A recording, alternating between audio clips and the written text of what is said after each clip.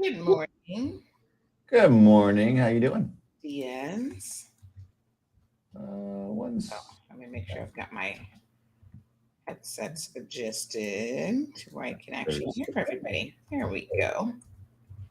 one second. I need to sort something out here. Yeah. I don't know what the problem is. And over the weekend, I use a headset when I'm doing my work.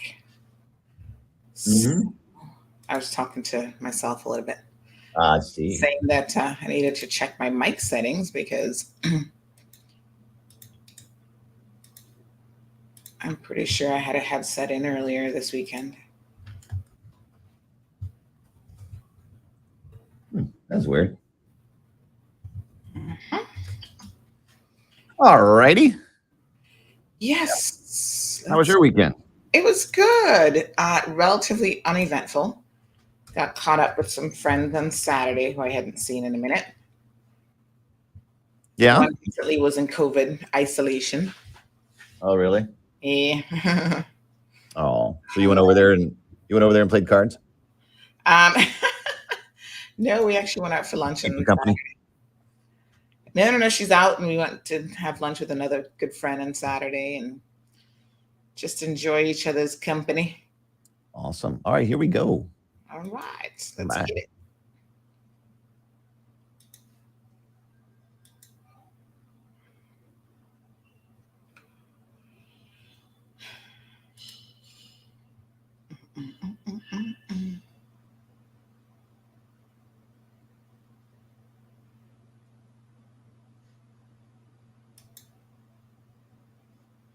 Big news. I have some important news for you. Interesting news. It's Blake and Aaron's Spilling the Tea with Sandy. K-Man's top news headlines of the day from CMR. Good morning, Sandy. How are you? Hi, good morning, Blake. And Aaron is somewhere in cyber world, I believe, joining you. She's in cyber world still. Yes. How was your weekend?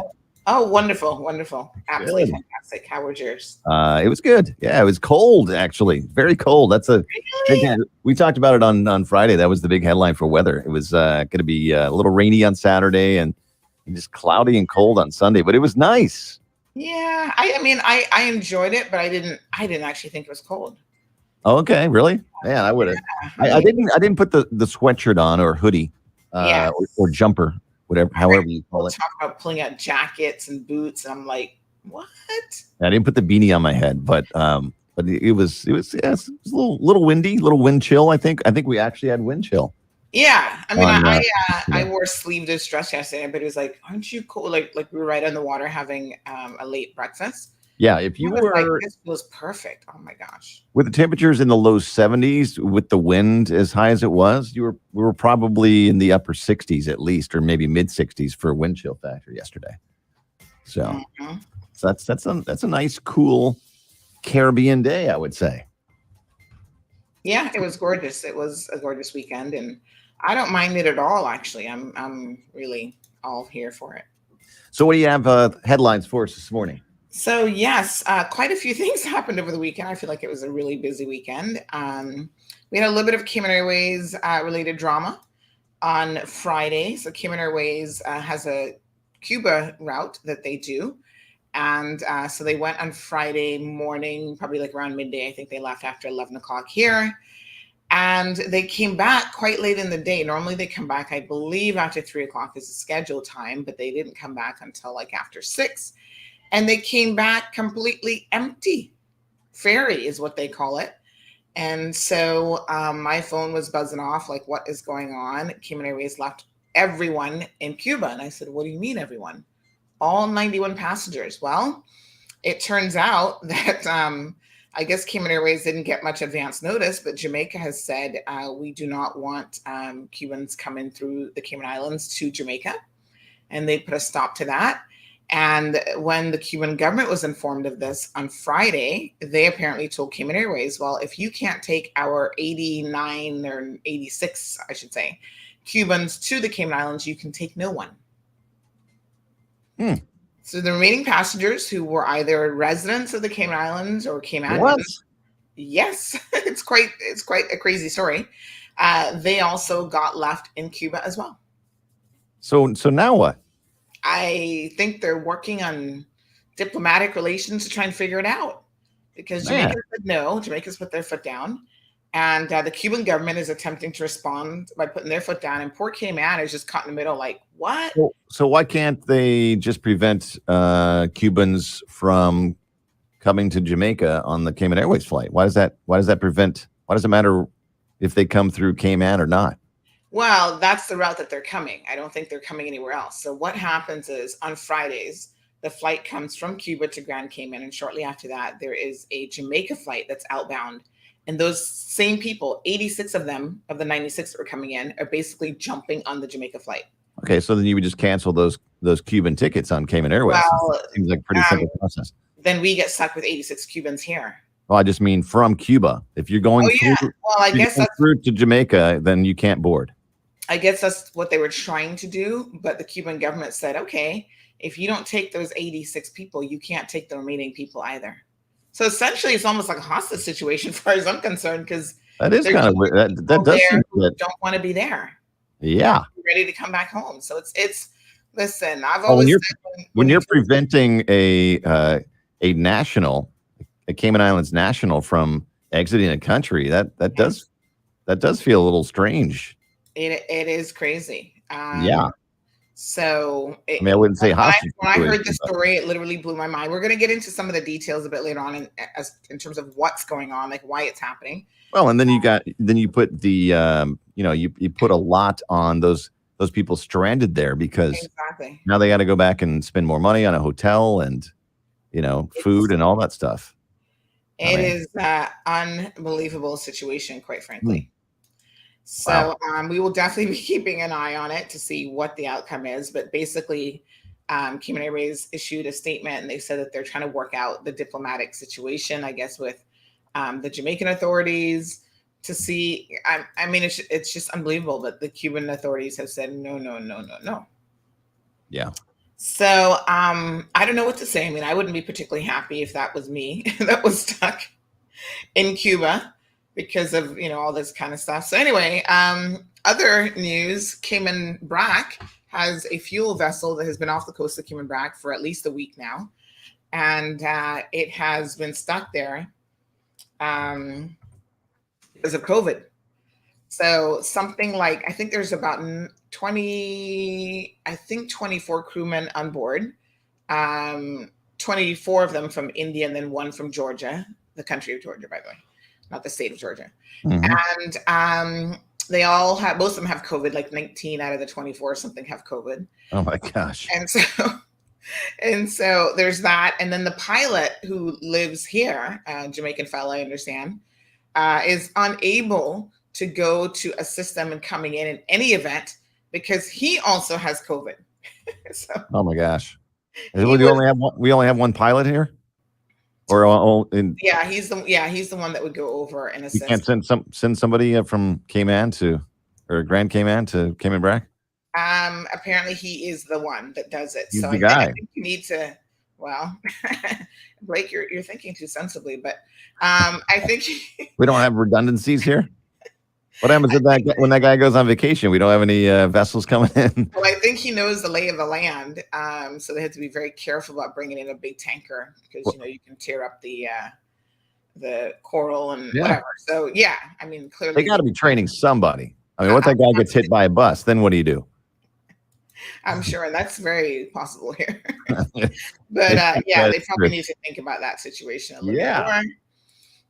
So the rumor was that the Brac is running dangerously low on fuel for the petrol stations for Cayman Power and Light. So Cayman Power and Light has said that they're fine, that they were okay at least another 2 weeks, and they've got redundancy plans in place should this shipment not be able to unload. So it's a very interesting story because the route of the vessel actually brought it to Grand Cayman first, then the Bahamas, then Haiti, and then it circles back. I would have thought nobody else is running low as well.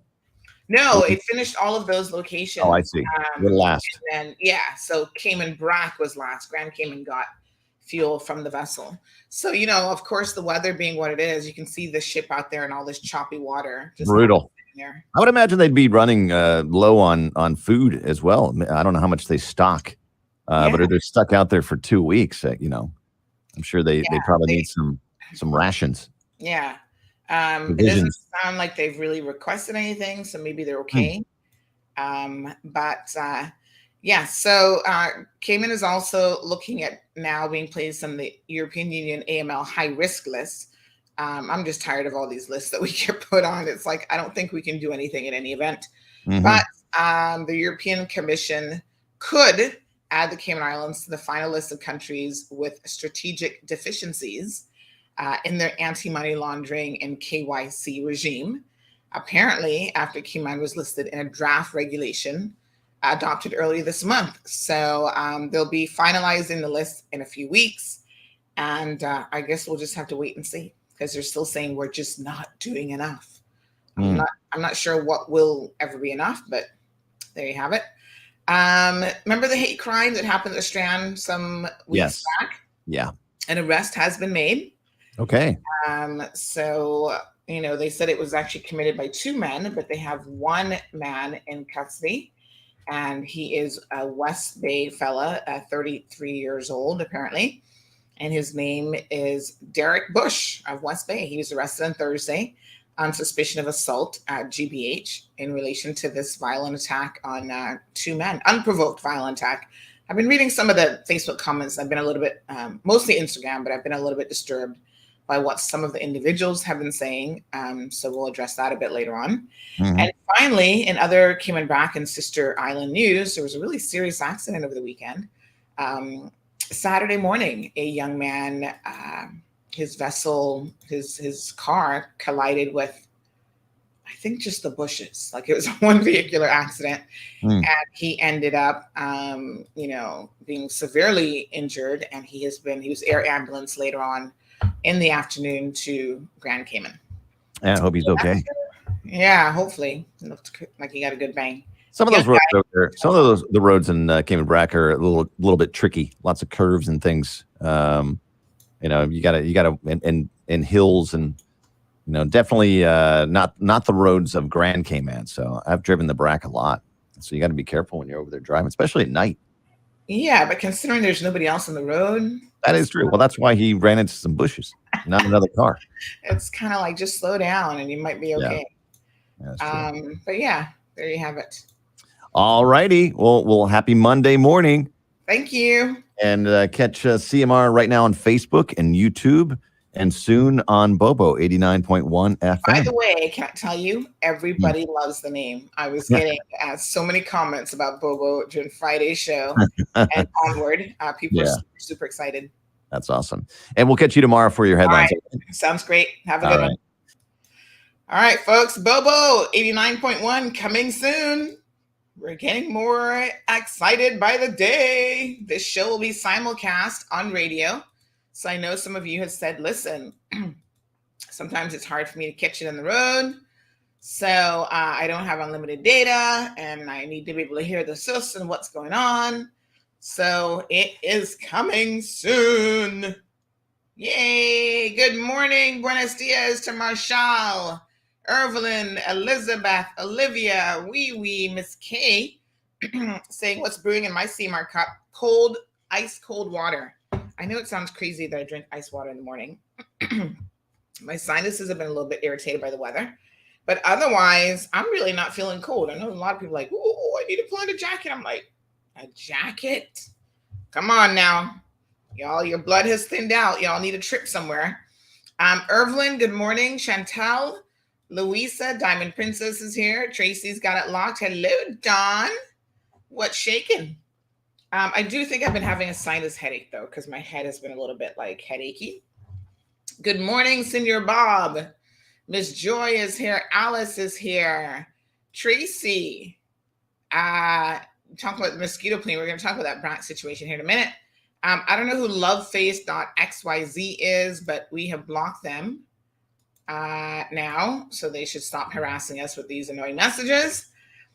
Emma, good morning. Oh, child, we're going to talk about Cuba. Let me star your comment to come back to it. Yes, Bobo. Oh, we need some Bobo t-shirts. That's a good idea.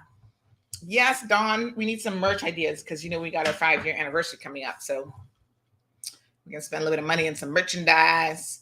Siobhan Robert is here. Hair is looking nice. I got to tell you, I put a few curls in it on Friday. And then I've just been putting on my little cap at night, my silk cap. And it's actually lasted. Look at that. So, yeah, y'all know I don't do much in the hair department. So, Barbara, good morning. So good to see you. Hello, Dawn. Cecila's here. Thank you so much. Yes, sorry. Get your teacups ready because we got a lot to cover. Woo! Let's do our intro jingle, and then we shall kick it off. You're now tuned in to the Cold Hard Truth, Cayman's #1 hard-hitting live podcast show, where we feature some straightforward conversations on political, social, and celebrity news and all things happening in the Cayman Islands and around the world. This show was created to give the people a voice and a means of being involved and informed without any filters. Sometimes it gets crazy, but we always keep it real. We bring you the tea, piping hot, so grab your favorite beverage and join the conversation via WhatsApp at 324-1612. Email tips at CaymanMarlRoad.com. Now, here's your host, Sandy Hill, broadcasting live from the beautiful Cayman Islands.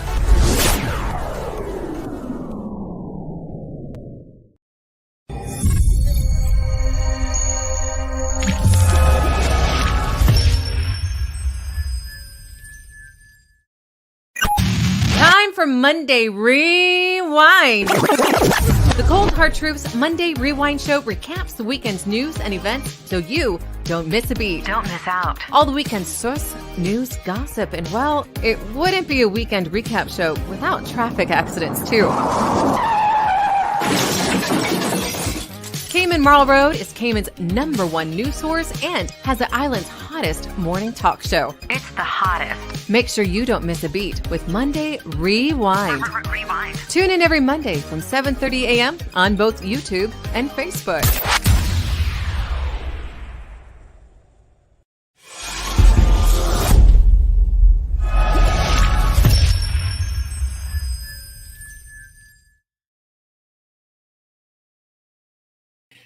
Good morning and welcome to Monday Rewind. Yes, happy Monday. I love me a Monday. Yes, honey child. It's a chance to feel like you can start the week over and maybe get some things done. So, why not? I'm just loading up some pictures here for the Monday Rewind show because there was actually a lot that happened. This is one of those weekends, some weekends are not as active as others, but this weekend was like a lot going on. So we're going to break it all down, bring you all the sus and then some. So where do we begin? Well, let's start with the weather because this is an easy one. It is cold, according to y'all. Marshall says 28 degrees in Charlotte. Now that's cold. We dipped down, I guess, in the low 70s. Folks, that is not cold. That is like perfect weather. To me, that's barely enough weather to say, ooh, let's cuddle up with your loved ones. Let's get under the blankets. So anyway, you guys were really talking about the weather a lot. Florida, by the way, I saw got some chill. Marshall, yes, I'll tell you guys all about the t-shirt. Jake says, good morning. I'm already struggling. Struggling with what, child? Get up and at 'em. Mondays are beautiful. Look at this weather. Y'all complain about the weather. Look at Florida. Woo! Hot dibbity dog. That is cold. OMG. It had the iguanas falling out the trees. Those poor iguanas. Oh my God. I don't think any fell out of any trees here, right? It wasn't that cold. This is probably perfect pictures for the iguanas. By the way, please, I'm begging the Cayman Islands government, please continue the iguana culling projects because can I tell you, I've seen a few starting to reemerge and it was so nice to be able to live a few months without iguanas everywhere and running them over with your cars and seen them eating all the veggies in your vegetable garden. But they're coming out. They're coming back. I warn you, the babies, I've seen them in the garden. My husband has grabbed a few in the last couple months, and they are like prolific. They're very prolific with reproducing. So you don't want to wait until, they're all out of control again and we're running them over in our vehicles before you start the culling program. So this is a good way to get people out there and working. Some of those individuals collecting their tourism stipend, this is something that they could do to give back to the country. This isn't about free money, y'all, because there's no such thing as free money. At some point in the near future, the premier is coming on Wednesday. We're going to be talking about debt for the Cayman Islands. And part of that conversation has got to be about, how we are managing our post-COVID life. Oops, sorry, I accidentally clicked on something. All right, so how are we managing our post-COVID life? And part of that, listen, folks, this is a real deal, is we are hemorrhaging money because we are giving it out to the stipend situation and in other ways related to COVID. So everything from, y'all want everything for free. And I keep telling you in no uncertain terms, there's absolutely no such thing as a free meal. So it's coming to come. And that will be debt that in your lifetime you will pay for, as well as your children.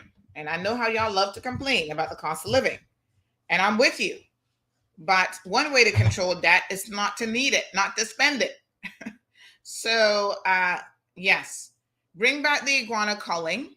We have a lot of free hands right now who could be assisting with this until tourism is back to normal, whatever that will be like. We don't know whether that will ever happen. So the poor iguanas falling out the trees, child. I don't know, what temperature does it need to drop to before they start to fall? And they're pretty fast little things, yeah. So for them to be falling out of trees, it's like quite amazing. But Miami, 38 degrees, Naples, 37, Tampa, that's my old stomping ground, 33. Oh my God. I remember when I lived in Tampa, it would go down to like the 30s. The big thing was the citrus. Everybody was worried about the citrus, protecting all the oranges and stuff, because Tampa is Florida in general, has a lot of orange groves and so forth, right? So that was always a big deal. How do we protect the oranges? And they used to literally, I think that they sprayed water on them to freeze them, because that was better than them having no protection at all. So they put like a slate of water over them. And sometimes they put like, what's it called? Like a plastic covering and stuff as well. So yeah, very, very interesting. I don't know what to say about the poor iguanas, but thank God they're not falling out of the trees here. Can you imagine getting hit in the head by an iguana? Wow. So we have 20% chance of showers today. Temperatures are going to rise to the upper 70s. Winds will be northeast to 15 to 20 knots, and seas will be moderate, 4 to 6 feet. There is a small craft advisory, warning saying to exercise caution. High tide is at 8:15 p.m. We've got several. No, that was yesterday. Today, the high tide is 9:33 a.m. and then 9:07 p.m. And then the low tide is at 2:50 a.m. and 3:42 p.m. All right, the sun is already up. Let's get it. Weather elsewhere. Well, this is all trickling down from a. Did I block this person already? How are they still here? They must have more than one account. They try to be sneaky. These YouTube people getting blocked all over the place this morning. So basically, in the US of A, there's been this cold front. Somebody was sending me, let me show you some of the pictures. Snow photos. I'm like, whoa, now that looks cold. Because yes, the weather has been something fierce. Let me show you. Hold on. We got Caymanians living in the US, of course. And I'm going to show you one of the photos that they sent in. We got any Detroit pictures there, Louis? So this was somebody's deck. Check this out. Hold on a second now. So this is what's happening on the back deck this morning or yesterday. Look at this. Woo, honey child, that is cold. Now that is cold. You are not going out in that. Look at the little footpath that they had to clear. Who's walking out in the snow? I'm like, okay, I might be playing in the snow for like 5 minutes in the backyard, but I'm not going anywhere. I'm not going to drive. Forget it. Don't even think about it. I'd be like, what? You want a trip to Walmart in the snow? No, honey child. What if Amazon delivers in this kind of weather? Because they deliver every time. Like, they're on it. You order something and they're like 24 hours delivery. I hear that, by the way, that their Amazon drivers are complaining. Like, it's too stressful. Anyway, this is what the world is having to deal with. So Fox News and others carried the iguana story, saying that basically you need to be careful because they will be falling from trees. And, it is what it is. Like, they just go plunk. And I suppose they can hit in the head because some of these suckers are 5 feet long and nearly 20 pounds. Jeez, that can kill you if an iguana hits you in the head. Ugh. So males can grow up to nearly 5 feet long. I'm only 5'4". That's almost as big as me. Well, not quite weighing what I'm weighing, but you know what I mean. In the length department, that's almost as tall as me. 20 pounds hitting you in the head would really hurt and that could potentially kill somebody. So they're setting records, it says, record temperatures for, I guess, this time of year. So what happens is when the iguanas get that cold, they go into a state of hibernation. Yeah. So listen to this. They have existed in the southern part of the state, since the 1960s, and prefer the tropical climate of South Florida, the Caribbean, Central and South America. Yes, child, we know. We got them here. They're also an invasive species, the green iguana, to the state of Florida. They're not native. Go figure. I wonder who brought them in there. We know who brought them in here, right? So across the U.S., they're having a cold front that is hitting everything. So it's a winter storm, considered a major winter storm. So this one has a name, Landon. Do they normally name winter storms? Or is that a typo? I'm trying to figure this one out. So the eastern U.S. is getting hit, according to the Weather Channel. And yes, Winter Storm Landon. Got a name, child. Ooh, my daughter has a little friend named Landon. Impact a large part of the U.S. to start in February. It's still January, y'all.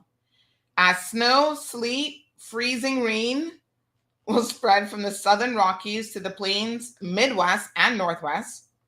And travel should be avoided in these areas mid to late next week. So apparently what's happening now, there's another storm that's coming. Wow. So travel advisory in place. Arctic air will move through the nation's midsection as a sharp southward plunge of jet stream. In other words, everybody's going to be pretty cold and it's going to push it down.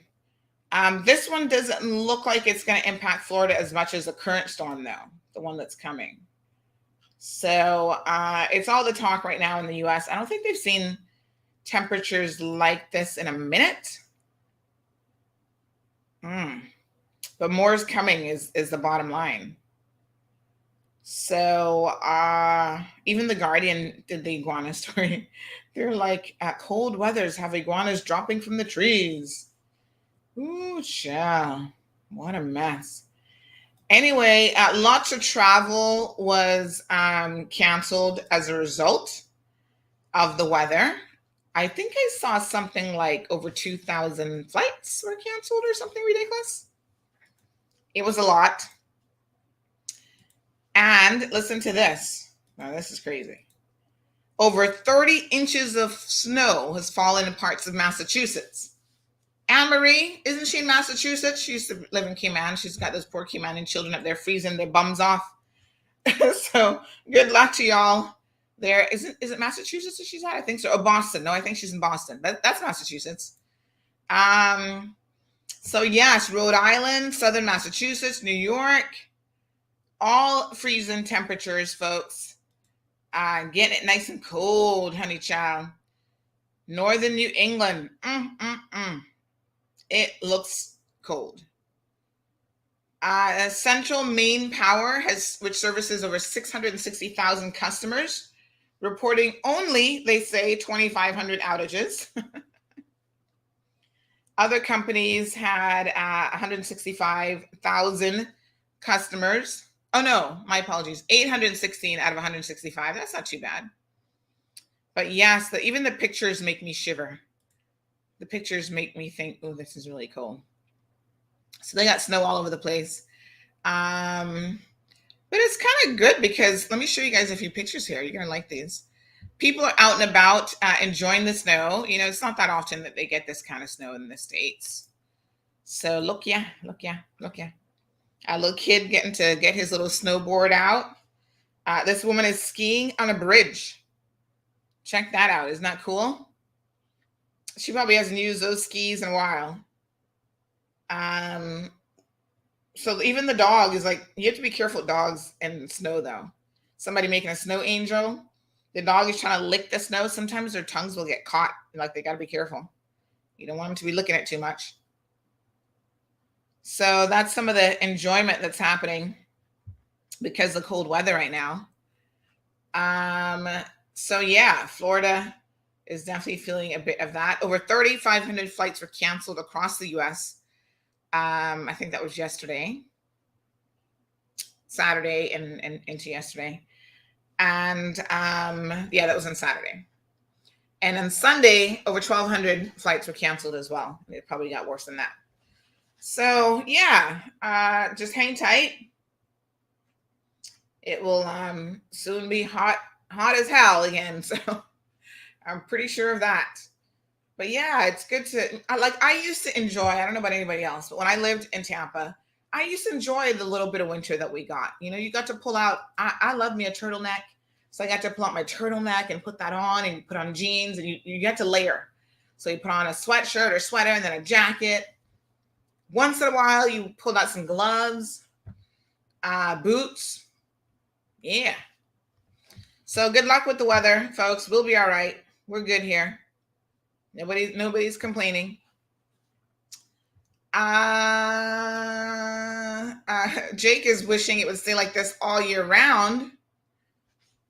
You know what, Jake? If it did, you would never appreciate it. You would be thinking this is the norm and you would never appreciate it. So temperatures, seasons are important for you to appreciate the other seasons. So when it's getting a little bit chilly, you'd be like looking forward to summer. Oh, I can't wait till the summer month. This is when I lived in Tampa. Oh, I can't wait till July 4th weekend where it's nice and toasty. And then when the July 4th weekend came, you started to complain. Humans, we complain about everything. Tracy says chilly weather this morning, had the heater on in the car. The heater on in the car? Really? Tracy, you've been living here for too long, girl. I do think that when you live in warm temperatures, your blood thins. I don't know if this is like a medical thing. This is just me saying. I do feel like your blood thins out a little bit, don't you? Bob says, I have a cup of tea here. I'm already, it's already midnight in Perth, Australia. Oh, Australia. Speaking of Australia, Bob, I saw where Kanye West was, I guess he's planning an Australian trip or something. There was something in the news over the weekend about him trying to go to Australia. And they have said, you got to be fully vaccinated before you start your concert tour. So the Australian Prime Minister has issued strict warnings to Kanye to be fully vaccinated before he comes, because apparently these celebrities think they're special, just like the tennis guy the other day. I guess they showed him. Yes, Australia not business with you. The prime minister's like, I don't care who you are. You could be Yay, that's what they call him, Yay, or anybody else for that matter. You're probably the Queen of England. If you're coming to Australia, you better be fully vaccinated. So he wants to roll out. I'm surprised Kanye isn't fully vaccinated. He's an idiot anyway. I mean, honestly, artistically, I think he has a lot of talent. But other than that, his life is just a hot mess. He is just, oh my God, poor Kanye.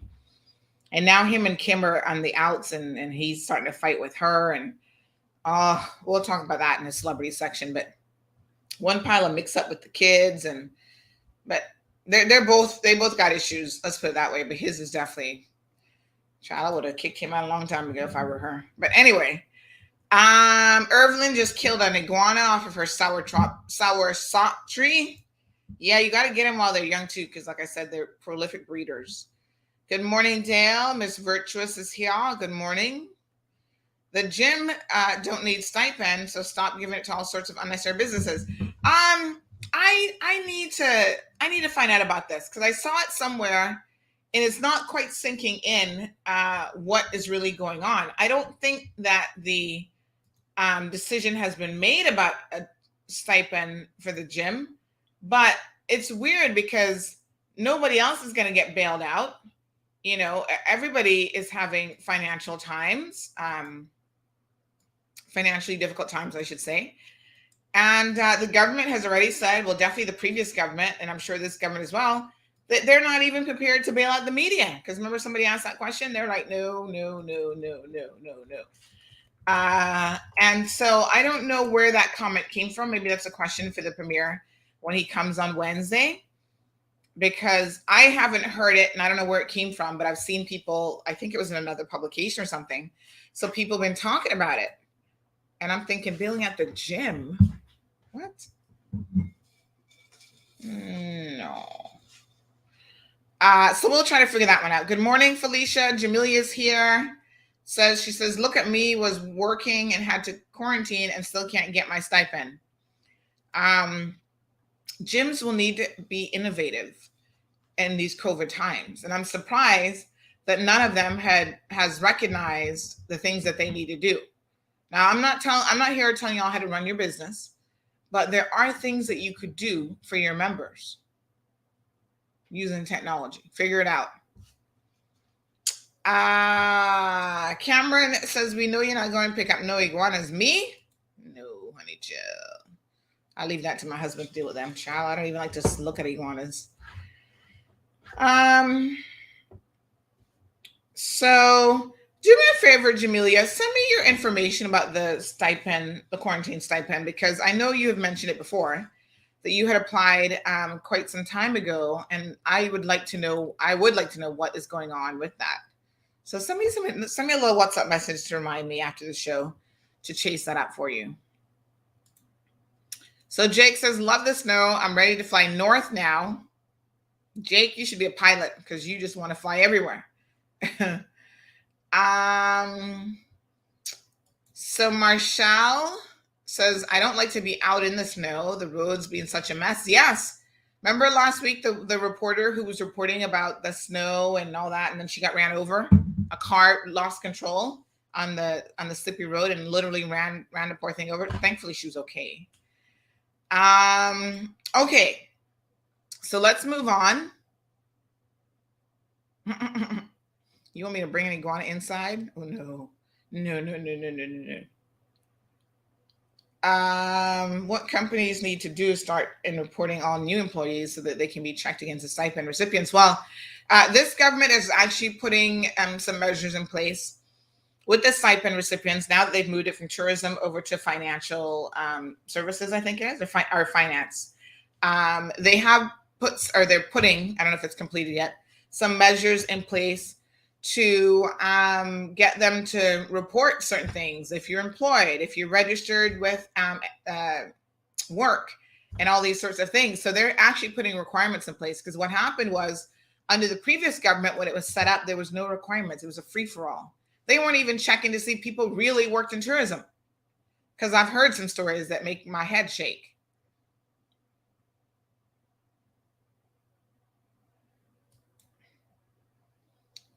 All right. So Zambula is ready to move on to the next discussion. I'm trying to catch up with the comments. Yes, Emma, honesty would be a great thing, but I found that you really cannot rely on people oftentimes to do the right thing themselves. They're not the most honest, not at all. Yes, honey child. Marcia Gay, loving the weather. Nice. Perla's here. Where are all these scammers coming up from this morning? Alanis, please come off of our feed. We're just going to block you. Ugh. You people are so annoying.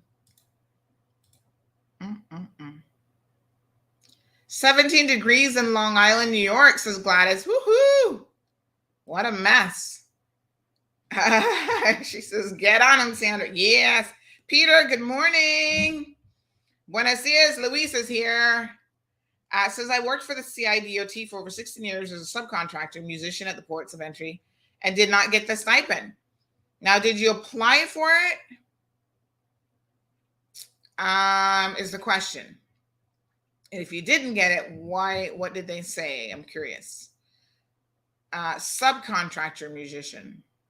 I knew musicians they were kind of different, I think, for some reason, but I'm not sure really why. All right, let's get it moving. 250 folks tuned in this morning. Let us continue the discussion. What else happened over the weekend? Well, other than the weather, we had a little situation with Cayman Airways. Now, this one has my brain hurting. This I think I need to get some tea for. I did heat up my water. Listen to this crazy story. Cayman Airways flies to Cuba on Friday, 11:45. The flight goes out, right? We go to pick up the Cubans. I'm assuming that Cayman Airways didn't know this beforehand. Again, it would be nice if we kind of got some confirmation on certain things, but based on what they said in their press release, I'm assuming they didn't know this beforehand. And they get to Cuba, and they are informed by Jamaica that Jamaica would no longer allow Cayman Airways, KX606 to Kingston, to land in Jamaica, despite their tickets and itineraries being in order. Now, we're going to talk about why that is in a second. And I must say, I don't necessarily blame Jamaica. And I'll tell you why. So, Cayman Airways says on the afternoon of Friday, January 28th, so I'm assuming when they got to Cuba, that they were told that 86 out of 91 passengers who were destined to go on from Cayman to Jamaica. So the route is KX 832 goes into Cuba. And she left, I think, at 11:45 or whatever. So she gets there by the afternoon. Then she preps to come back shortly after 3 o'clock. So somewhere between that time, the Jamaican authorities, and Jamaica, you could have given us a little bit more notice before we went to Cuba. But anyway, they're not business with that. The Jamaican authorities that afternoon said, you can't bring these Cubans in. And we don't care if they got tickets or itineraries or whatever. They're not coming to Jamaica. So then poor Cayman Airways must have been sitting there scratching their heads, as I can imagine. This is quite a weird situation to be in. So they were trying to delay it to figure this out. This is where the last minute business, Honduras did that test recently with a last minute change as well. And remember, our big plane couldn't go in to the airport in CYB because they basically didn't have what was required for that plane to land. And then, it leaves our airline scrambling and looking like a bunch of idiots, which is not really Cayman Airways' fault. But anyway,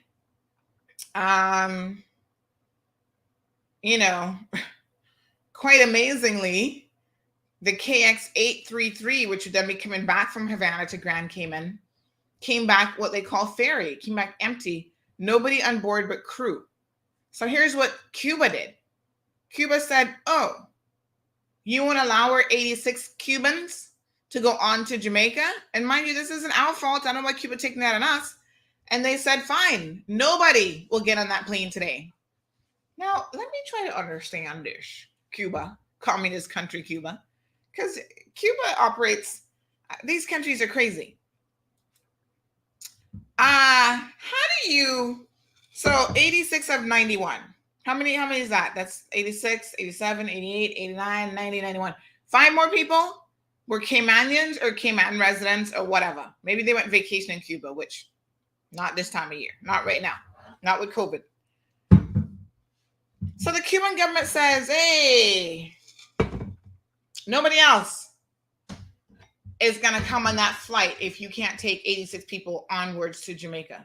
And, we don't want to get stuck with 86 Cubans. So it's not like it's a good idea for us to turn around and bring them to Cayman, and then where are they going to go from here? Right? It is a very bizarre situation. And I feel for Cayman Airways. And I kind of feel like Cuba is the one who's really in the wrong here. How do you hold people hostage? I'm thinking about this. Because the Caymanians now are residents, those additional 5 people that are stuck in Cuba. What are they going to do? Cayman Airways is going to put them up indefinitely? Because I suspect Jamaica is not going to budge on this. So Cayman Airways says they're trying to receive confirmation from Jamaican immigration authorities that will allow passengers or whatever to be allowed to land in Jamaica while originating in Cuba with onward connections to Nicaragua.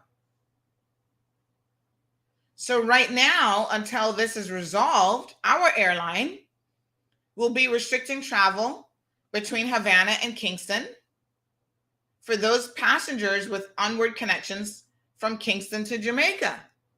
So essentially, if you're a Cubano, escúchame this morning, you got family in Cuba who are trying to get to Jamaica, it will be a big no for now until Jamaica changes things. They can't go nowhere. Because Cayman Airways can't be put in this situation again, and I must say, I don't blame them. So they will not be booking anyone. And I wonder how they would know if they're actually going on to, well, could they come here and buy a ticket quick time and then jump on the Jamaica flight? Or are they not going to take any Cuban nationals at all? Because, they could come in and then change their minds. So Cayman Airways says, until a formal resolution to the matter remains uncertain at this time, but Cayman Airways receives confirmation from Jamaica authorities, blah, blah, blah, blah, blah. The airline has no choice but to restrict travel from Havana and Kingston for those passengers with onward connections. I guess if you don't have an onward connection, they would allow you to come in. Do we allow Cubans to just come in on a regular passenger flight with no issues in Cayman? So it said that passengers who were not impacted by this got stuck there as well. Well, CMR was the first to report the story on Friday afternoon. And I got to tell you that when we did, there were some people over at CBC who were like, ooh, how did Sandy get this information? Because her source is spot on. I hope it wasn't any of us that told her, because now she's disclosed that there's a migration issue.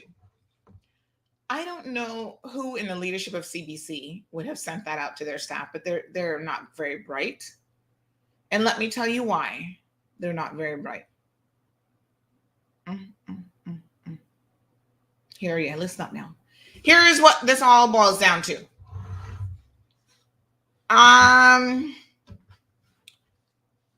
Nicaragua, in November of last year, and this is all in the story in case you missed it, has decided that it is not going to, let me see here, Cayman Airways, that it is not going to require any sort of visa for any Cubans coming into Nicaragua. Now, this is where diplomatic relations, you got to pay attention to what's happening in the world, folks, because this created a bit of a situation. And the U.S. must have been looking at Nicaragua like, what are you trying to do? So Nicaragua claims that they're doing it because they're trying to open up relations between Cuba. They issued this big statement in Spanish about how, yes, it was to encourage trade during COVID and this and that. And, they were happy to allow Cubans to come in with no visa requirements. Well, the problem that it creates is that what ends up happening is Cubans are able to go into Nicaragua and use that to continue an illegal journey into the United States of America. And this is no secret, CBC. Everybody knows that this is what was happening before, and now it's even worse. So essentially, what happens is normally Cubans, they have different routes that they take. So, they're always coming to Cayman Brac and Grand Cayman, trying to get on to the US through the Florida Straits, I suppose, right? That is one route. But a lot of them actually go via land. They don't go to the high seas on a little inky-dinky boat, because you know how incredibly dangerous that is. So instead, what they do is they go through Colombia, Panama, Nicaragua, Mexico, and they try to cross over into the border. Let's look at our map here.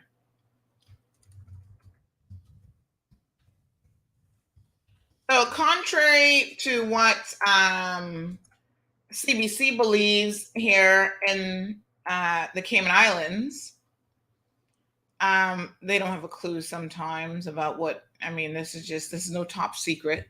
They're saying that their concern is that I have somehow divulged that there is that there is a route being used in the Caribbean, and a current investigation is underway. First of all, I never said anything about an investigation, but you just kind of let the bag out of the cat out of the bag yourselves when you sent that to all your CBC agents, because I never said that. What I said was when Nicaragua opened up the route in November of last year, free and clear for all Cubans to come in, everybody could foresee what was going to happen. Bloomberg covered the story from November of last year. CBC, please read and educate yourselves. Okay? So, November of last year, Bloomberg said Cubans trying to reach the U.S. southern border get a new shortcut through Nicaragua. So why do you think they wouldn't take advantage of it? Of course they're going to take advantage of it. So the Nicaraguan government, Ortega, lifts visa requirements for Cubans. And now, instead of them going through what was called the Darien Gap, which was thousands of miles and very, very dangerous, right? Now they can just jump on a plane from Cayman to Jamaica and then to Nicaragua. And they use that point of entry to just jump on from there and go into the US illegally. Now, let me show you guys what the Darien Gap normally entails. Because, I always say on this program, I'm always learning stuff. I didn't know nothing about this Darien Gap, child. I must say, I don't particularly pay a lot of attention to illegal Cuban migration, especially outside of the US. But this is, everybody knows they use Mexico as a big entry point. Somebody just says, "So Christ, this is common knowledge." Yes, well, I didn't know specifically about the Darien Gaps. I'm going to tell you about that. But of course, it's common knowledge that they use different routes to get into the U.S. But Customs talking about this is a big top secret that Cayman Monroe just revealed because their story was so accurate. So let me say this before I go into details. So first, y'all cuss us if we don't get it right. Oh, they messed up on one little deal. When we get it 100% spot on, giving you the KX numbers and the whole shebang, all of a sudden the story is too accurate and we are divulging what could be an unknown regional investigation. Well, y'all are the one who let the cat out of the bag that there's a regional investigation. I didn't say there was a regional investigation. What I said was, since this new route has opened up thanks to Nicaragua's diplomatic extension to Cuba, what has happened, even before that, in fact, in the past year, some 40,000 plus Cubans have entered the U.S. illegally through Mexico. And they will continue to do so if it is that easy. So let's look at this, folks. Here is the Darien Gap. So what happens is they go via Colombia. Now, how easy it is for them to get to Colombia? I guess they're flying into Colombia. So they go via Colombia and they go through this Darien Gap. Now, apparently, then they go on to Panama, Nicaragua, Mexico, and so on. Apparently, this Darien Gap is so dangerous. There's tons of stories here about it. And a lot of people die trying to make this journey, thousands of miles. Even the Africans are trying to do it as well. So they're trying to cross the Darien Gap also. So going through this, sometimes they're killed by the FARC. Remember the FARC in Colombia? That's the, I don't even know what FARC stands for anymore. Blah, blah, blah, blah, blah, blah. Them. They are the opposition to the government. So they had a story back in 2013 where a Swedish tourist was executed by the FARC. So this is considered a very dangerous area. So it's called the Darien Gap because it's the border between Colombia and Panama.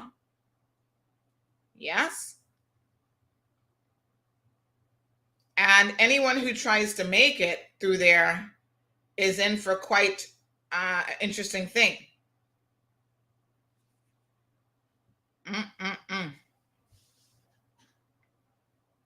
I mean, they've got pictures here about, trying to cross this area. My gosh, it doesn't really look all that fantastic. So they try to cross through the Rio Carica, which is close to the border of Panama.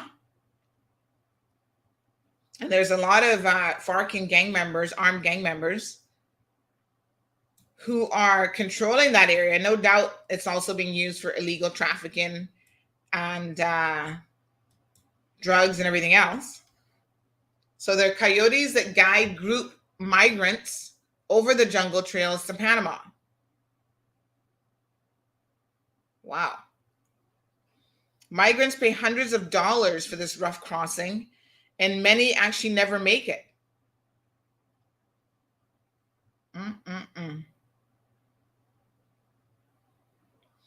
And this is how the Darien Gap is described. It is described as the Mount Everest for backpackers. So it was a rough but transitable route in the 1980s and 1990s, but it's really used by tourists, my dear, because that's not the way to go. To get to the trail, you need to take boats, canoes through the Chocos tropical wetland swamp and flooded forests. Crazy. So no sensible person, folks, takes this route if they can help it. But when you're desperate, you do what you got to do, I guess. So there's a whole story here that's very, very interesting about this.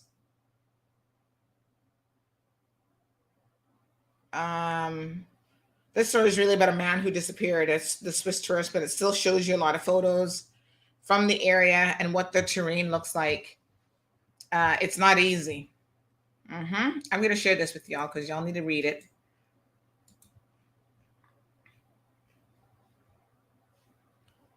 Educate yourself about what's happening in the world, and then you start to appreciate Cayman a little bit more by the minute. So people will undoubtedly risk their lives in order to make this journey. And this is what's happening. Cubans make the journey. And if they survive, then,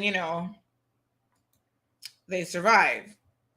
If they don't, well, sadly, it's not good. Just 6 days. No, this was August. This is what it says here. It says murder. This is the Washington Examiner. Murder, robbery, and mountain of death awaits migrants crossing the Darien Gap. So they use this primarily to get into the United States of America. So U.S. migrants who cross this, it's a 60-mile trek across the Darien Gap, risk death at the hands of ruthless thieves and unforgiving elements is one of the planet's most treacherous jungles. Murder, robbery, deadly torrential rains, and poisonous snakes abound in the remote pass on the border of Colombia and Panama. Recently, a half a dozen dazed and haggard men from Cuba and Haiti emerged from the gap and shared their experience in dramatic video footage caught by this photojournalist. Yes, sir. So, it's crazy what people will do to try to reach a better life. All right. So let me show you the route that they take. Hold on one second now. It's sad, really, but this is what happens when you have rogue countries around the world. And quite honestly, this is why you have to encourage others to get their affairs in order, because I know we sit back and we think, oh, I don't care what happens to Cubans or what happens in Cuba or anywhere else in the world. Like, we don't care about other people, but eventually it has an impact on all of us, because rest assured, they will find a way to come to your country and find a route. And, it's just, if you care nothing, let me put it this way. If you care nothing about humanity and you only care about yourself and you're selfish, which I would hope isn't going to be our position, by all means, understand that it still has an impact on all of us. So here's the route that they take. So they leave from Havana and they fly into either Ecuador or Colombia. Do they take boats? I wonder if they go by boat. You see how much easier it is to come to Cayman, though? All right, so they take that route. Then they go through from, is that Quito, Ecuador, or Colombia, depending on where they land, I guess. And they go through the Darien Gap. See what it says here? Tapón del Darien. That's it right there. That's the most treacherous journey. It says thousands of miles that they have to go through. Then they go through Panama, Costa Rica, Nicaragua. So I think what is happening here in the Jamaica situation, they want to go from Havana to Jamaica. You see Jamaica there in the map? And then because Jamaica flies into Nicaragua. But look at how much they actually cut off of the flight if they take that route. Apparently, it is a significant, like thousands of miles. So they cut that off. They go straight to Nicaragua by comfort, by plane. And then it's just a matter of probably walking over to Honduras. I don't know how easy it is for Cuban to get into Honduras, but it's probably not hard. El Salvador, Guatemala, Belize, and they go on to Mexico. And from Mexico, folks, it is easier to get into the United States of America. Over 40,000 migrants tried it in the previous year. And this is a significant increase because of COVID. So, Cuba is already a poor country. And when something like a virus hits the entire world, believe me when I tell you that it impacts poor people even more than the rest of us. Everybody's complaining, but there are literally some people who have nothing to eat. If they were making $15 a month or $100 a month, that was plenty of money in the best of times. Now they're not making that. Tourists are not going to Cuba like they were before. They're not able to, work in tourist-related jobs. They're not able to beg for money. They're not able to find as many Caymanians to marry as they used to because you weren't going there and whatever. You know what I'm saying? There are opportunities that are created when you have people traveling. And when travel essentially came to halt, this is what happens then, right? So listen, this isn't just a concern for like Cubans going over. Haitians are using it. We had 2 men from Yemeni who were arrested, who were on the terrorism watch list. They were arrested in San Diego after they used the Darien Gap as part of their journey to get into the United States of America illegally. So they have a record 1 million people surging the U.S. border this year because of the pandemic, creating lots of issues. So they had 50,000 people last year, including Cubans, of course, and others who have used this route to get in to the United States.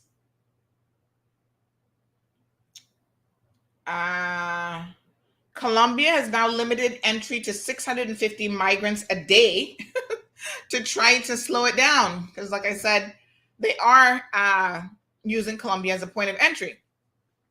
650 migrants a day. Wow.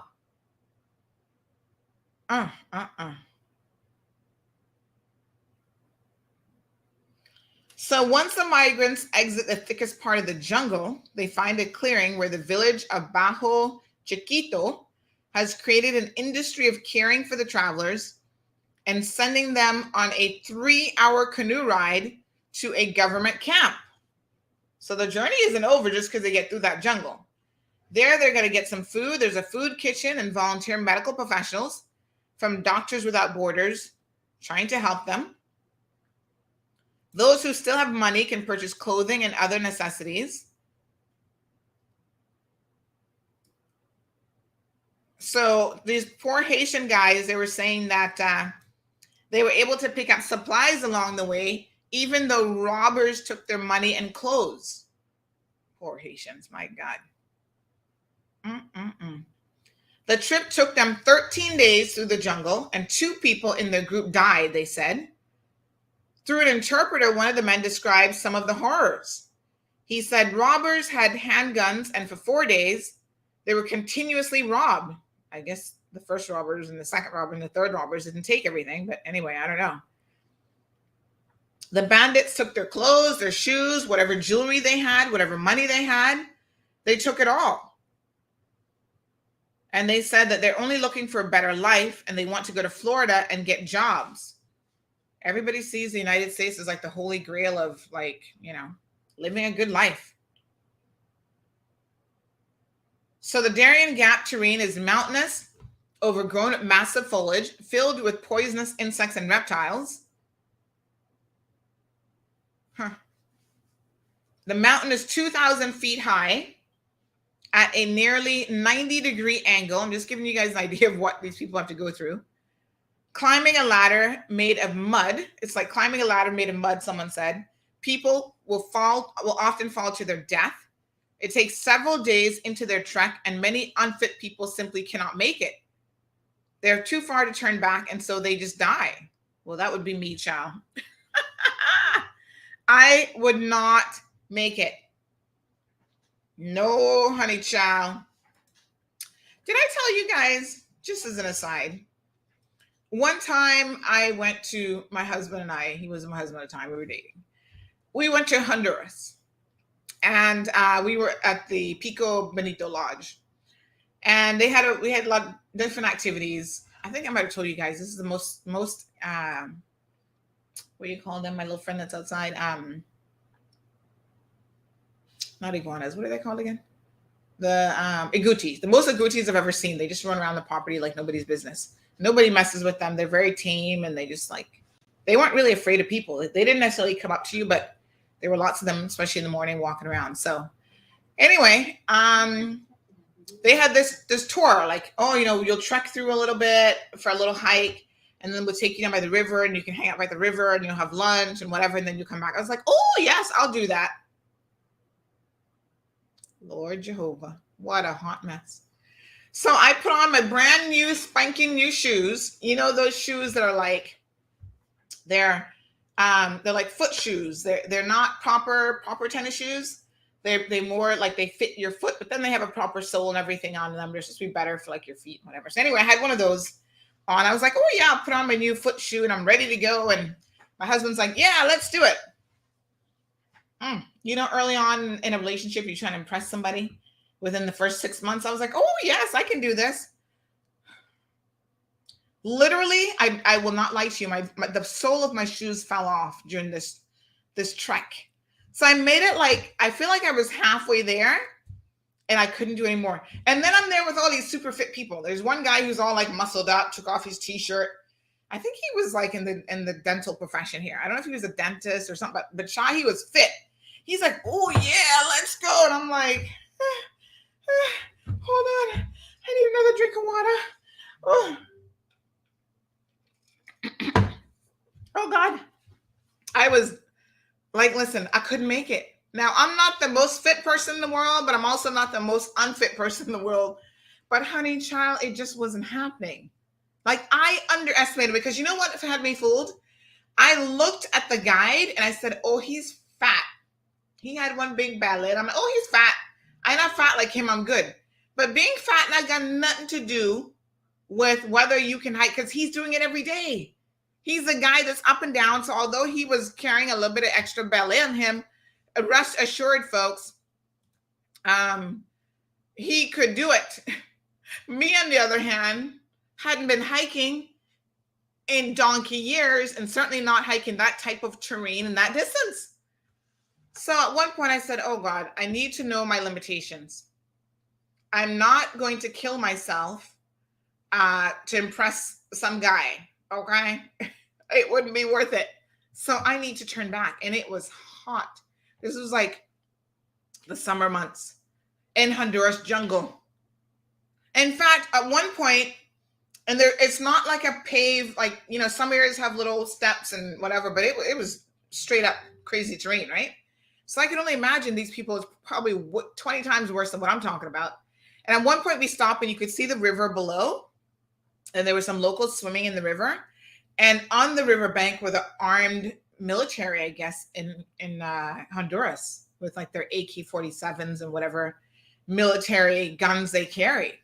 And I was asking the guide, I'm like, why are they there like that? He's like, oh, this is protected. You know, Pico Bonito Lodge, as part of it, is in a protected area.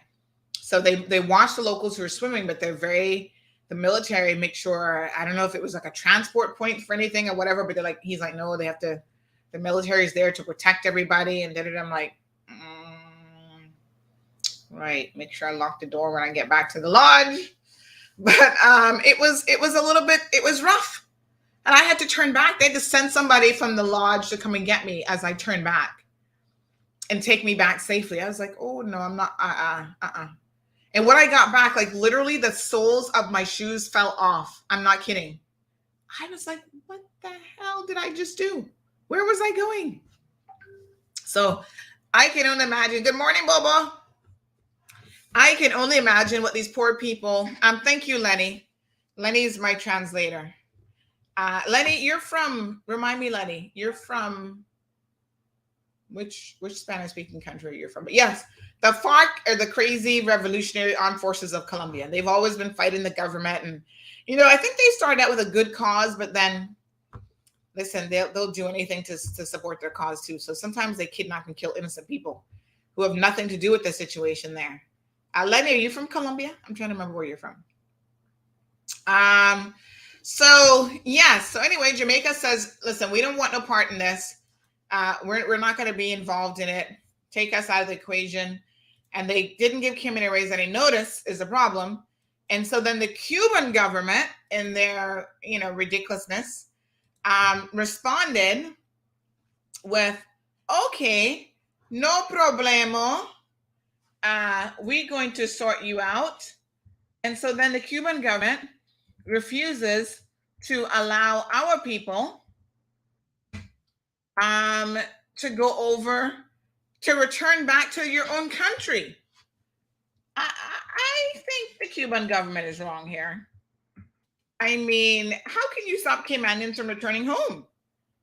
And it shows you, quite frankly, how little power the local government has over these other countries. Like, seriously, how can the Cuban government tell us that we must leave Caymanians and Cayman residents stranded essentially in their country? Cayman not got no power. What was Cayman Airways going to do? Tell Fidel's brother what his name is? That you can't do this? It's not like we have a military or anything that could go in there and demand our people back. So now we're having to beg Jamaica to reconsider their position. What happens if Jamaica doesn't? You don't need to go up and read on this Darien route. This sounds like a hellhole. Oh my God, they have a whole thing of how they died. They just throw them in a little trench.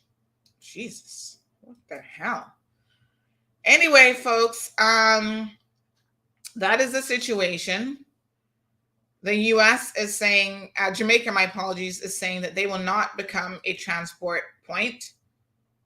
I would suggest if you're a woman that you definitely don't. I mean, if the men are at risk for their lives, look at here. They got poor little children that they're dragging through this river trying to take them to a better life. Oh my God.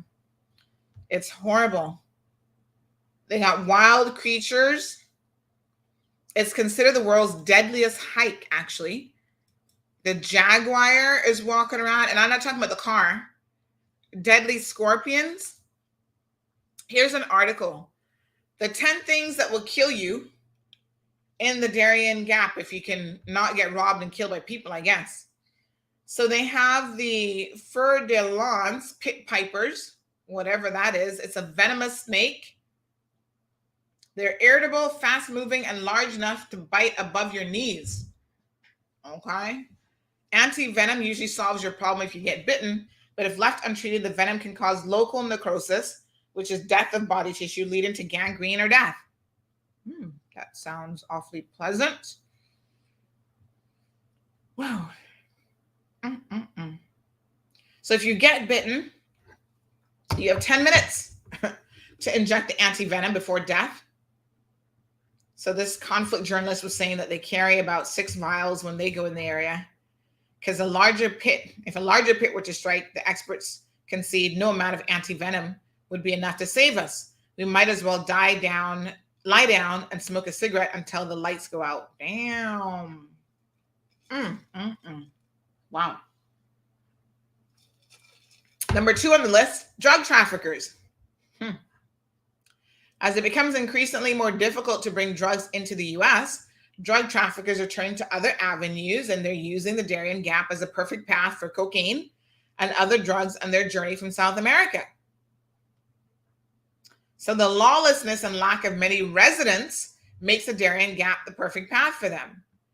Number 3, the FARC armed guerrillas that we were just talking about. So the Revolutionary Armed Forces of Colombia, which is the FARC, have made a name for themselves since 1964, terrorizing the government in many cities in Colombia. Yeah, somebody just messaged that saying a lot of the females are actually kidnapped and put into prostitution if they survive. So many from the group have made their home in the lawless jungles of the Darien Gap. And a backpacker, we just talked about him from Sweden, was shot in the head in 2013 and only found 2 years later. Multiple others have been kidnapped for weeks or months after venturing into the gap. Since a peace deal in 2017 with the United Nations, the group has reformed into an official political party, but a few thousand rebels still continue with drugs, arms, and human trafficking. The Brazilian wandering spider. Lord have mercy. So spiders apparently fill the jungles of the Darien Gap, but one of the most medically important is the Brazilian wandering spider. Oh my God. What is this? Woo. Right now, I'm just thankful that I live in the Cayman Islands. Jesus, these poor people. Look at the spider. Look at him. What on earth is that? Nosa? Wow.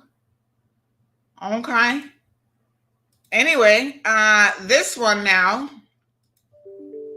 is the Brazilian wandering spider. Medically important is just a nice term for you're going to have a really bad day if it bites you.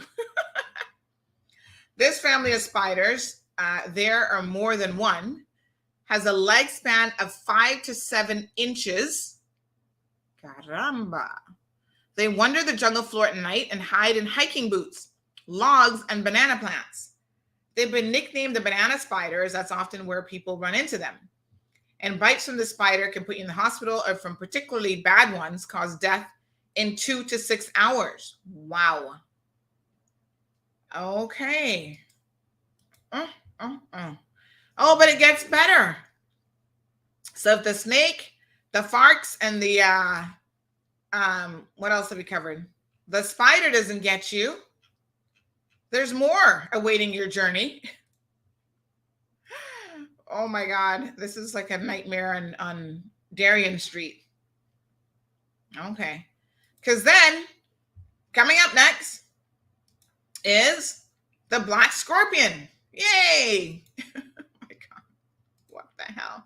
Oh yes, Lenny's from Colombia. Thank you. I was trying to remember exactly. All right. So then you've got the black scorpion to contend with. And the black scorpion, folks, can be 2 to 4 inches long with a black or reddish back coloring.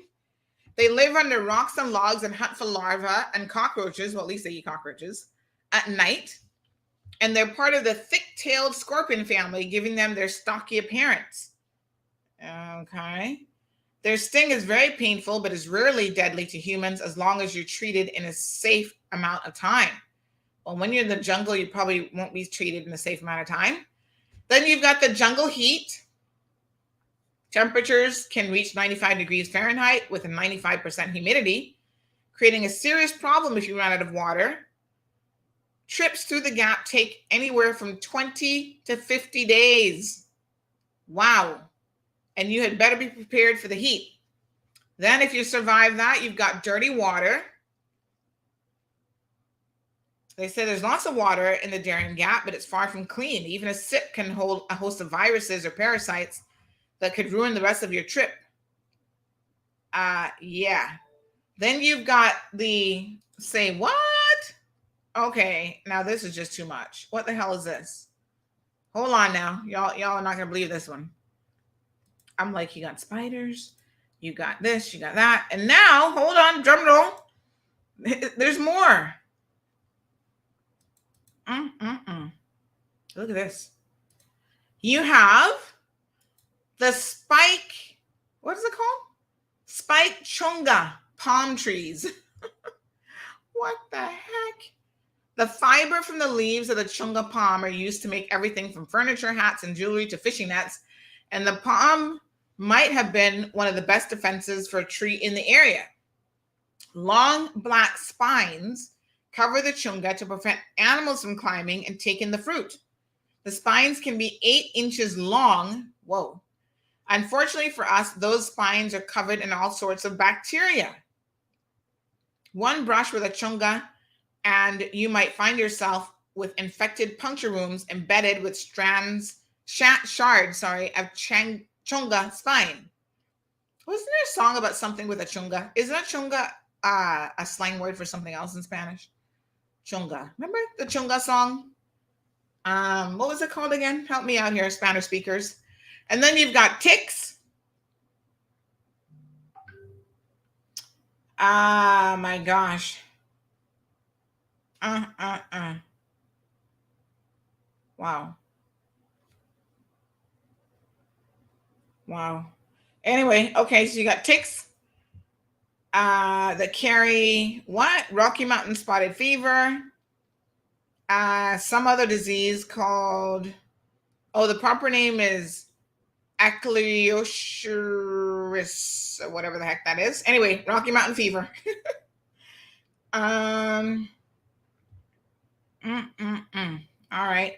You get trench foot. Okay. Wet, where your skin gets so wet and it's not allowed to dry out. So you got a lot of issues there. Ooh. Limited blood flow, the tissue tingles. Oh my God, this sounds horrible. You got bot flies. Ooh. Bot flies are the ones who get under your skin. Literally, they lay their eggs. Oh my God, on mosquitoes. And then what do the mosquitoes do? They bite humans. And then they deposit the bot flies under the skin. I've seen that on TV. It's disgusting. So you got to worry about the bot flies. You have Cold War bombs. Because apparently the area was used by the U.S. military during the Cold War to run training runs, and they were dropping bombs over the jungle. So some of the bombs didn't detonate. So there's still explosive there that you might come across, and they will, I guess, blow you up. Needless to say, folks, the point here is the Darien terrain is not nice. And what has now effectively happened is people, Cubans in particular, are able to avoid the Darien terrain completely. Wow.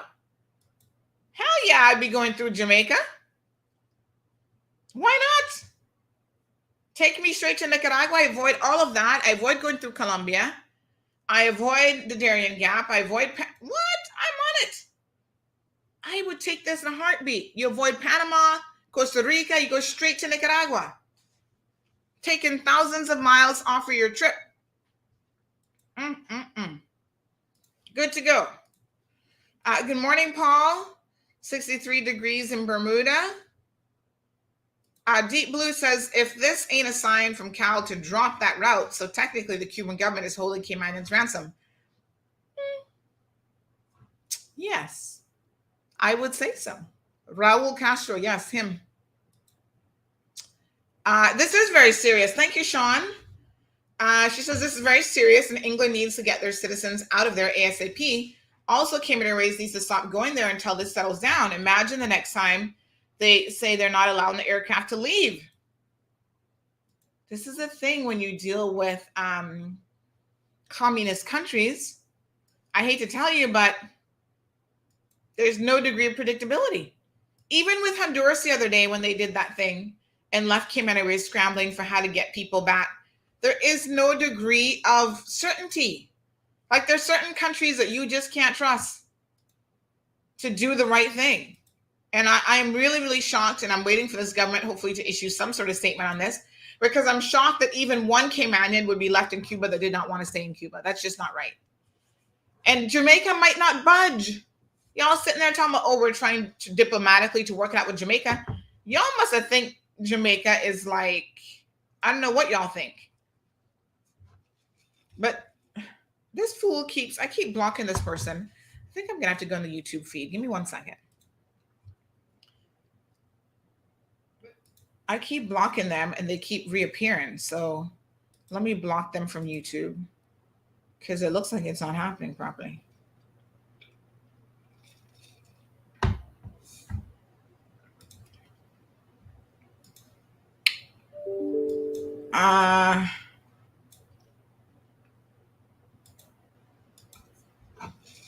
Okay, hold on 1 second.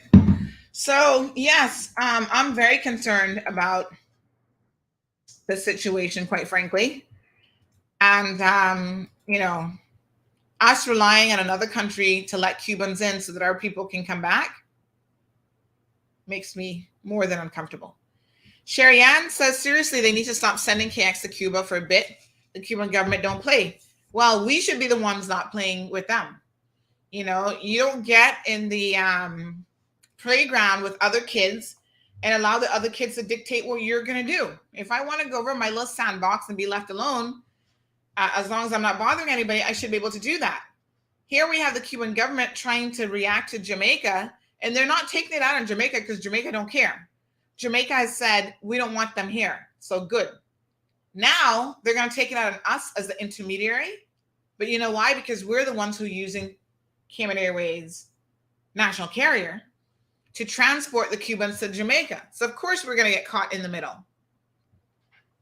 Aliano, good morning to Miss Sue. She says, God help these people. It's so cruel and they're so desperate. Aliano says the people who subject themselves to this madness is because they know better.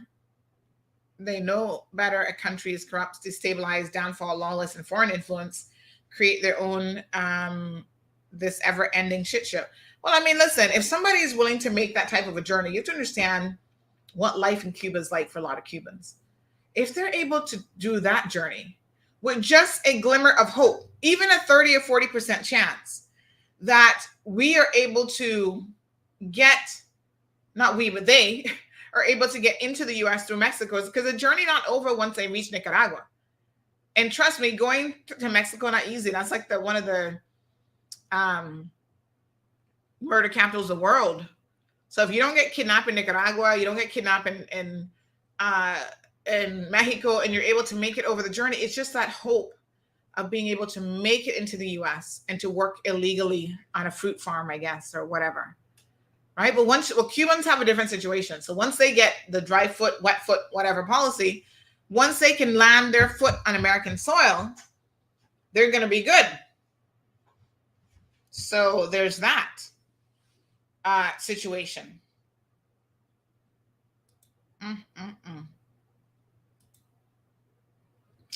It really is very, very unfortunate, to be honest. I feel for them. Perla says, this is why I asked to do Spanish episodes so that everyone can understand the deadly sacrifice that they go through. Every day, people die or go missing to go into the U.S. for a better life. Some Central American country governments mess up the people's choice by making bad ones. So instead of suffering in their own countries, they choose to move to another country. And, unfortunately, I must tell you,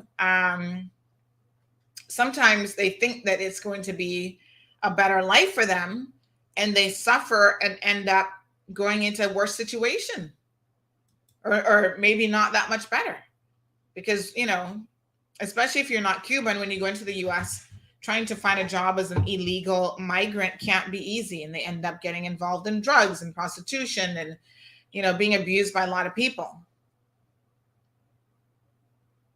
So Lavana says, I always say that Cuba do play. Yeah, but they don't play, but they also don't play fairly. So this is not something that they should be involving us in. If the country of entry is saying, listen, we will not accept those people, what is Cayman Airways to do? Sheila says, good morning. We're blessed to live in the Cayman Islands, and this is how Castro operate. I know, I'm from there. Yeah, Sheila, I mean, I think the Cuban government has a long history of a lot of different things, and treating people poorly is one of them. Now, do you guys remember, by the way, recently there was something in the news, I think we covered this on Friday, about Cuba claiming, Kevin says that the wet foot, dry foot policy ended in 2017 with Obama. So what is the current Cuban policy? Are they treated like every other migrant now when they get into the US? I've always felt like they've always had a little bit of a grace. So Cuba's saying that they have, I guess life not so easy for Cubans getting into the US as well. But yes, there is a whole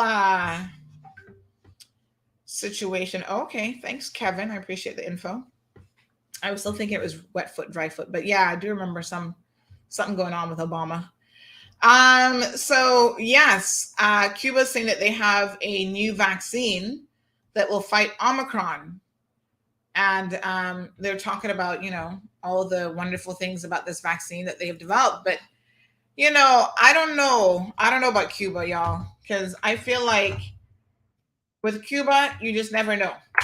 So they're trying to get the World Health Organization's approval for vaccine that they claim is doing really well against Omicron. It's called Abdala. And, they claim that they have stepped up above everybody else in the world. Well, I'm not saying it's not possible, because Cuba has some very brilliant minds, and, they have some very good universities there, etc. But they're kind of like the Chinese. You can't always believe everything they say, because remember, they are a communist country and they control the flow of information. So am I likely to believe everything they say? Absolutely not. We need some independent verification. And most of them will not allow you to independently verify anything. They're going to tell you that, this is what they're doing. Well, let's give them the benefit of the doubt.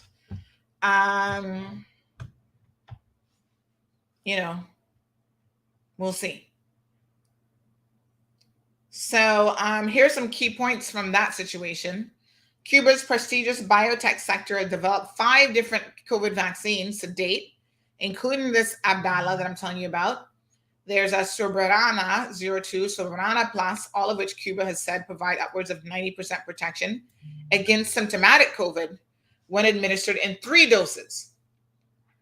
Of course, they are waiting on the World Health Organization to approve these vaccines, which they say carry enormous significance for low-income countries. So, there's a lot of people who are still struggling to get access to vaccines. While some of the richer countries are wasting it, people are struggling to get it.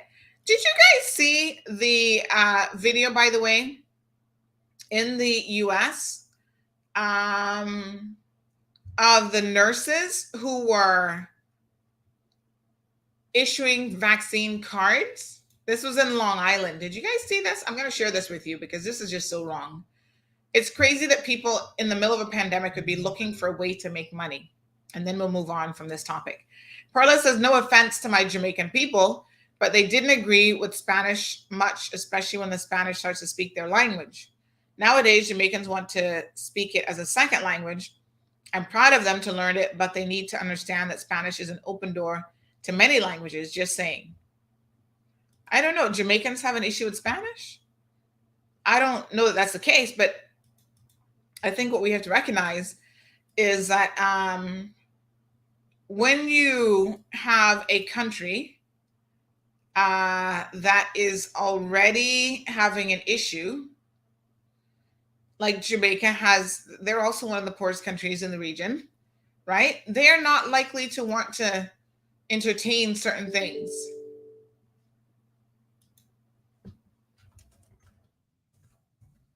Trust me.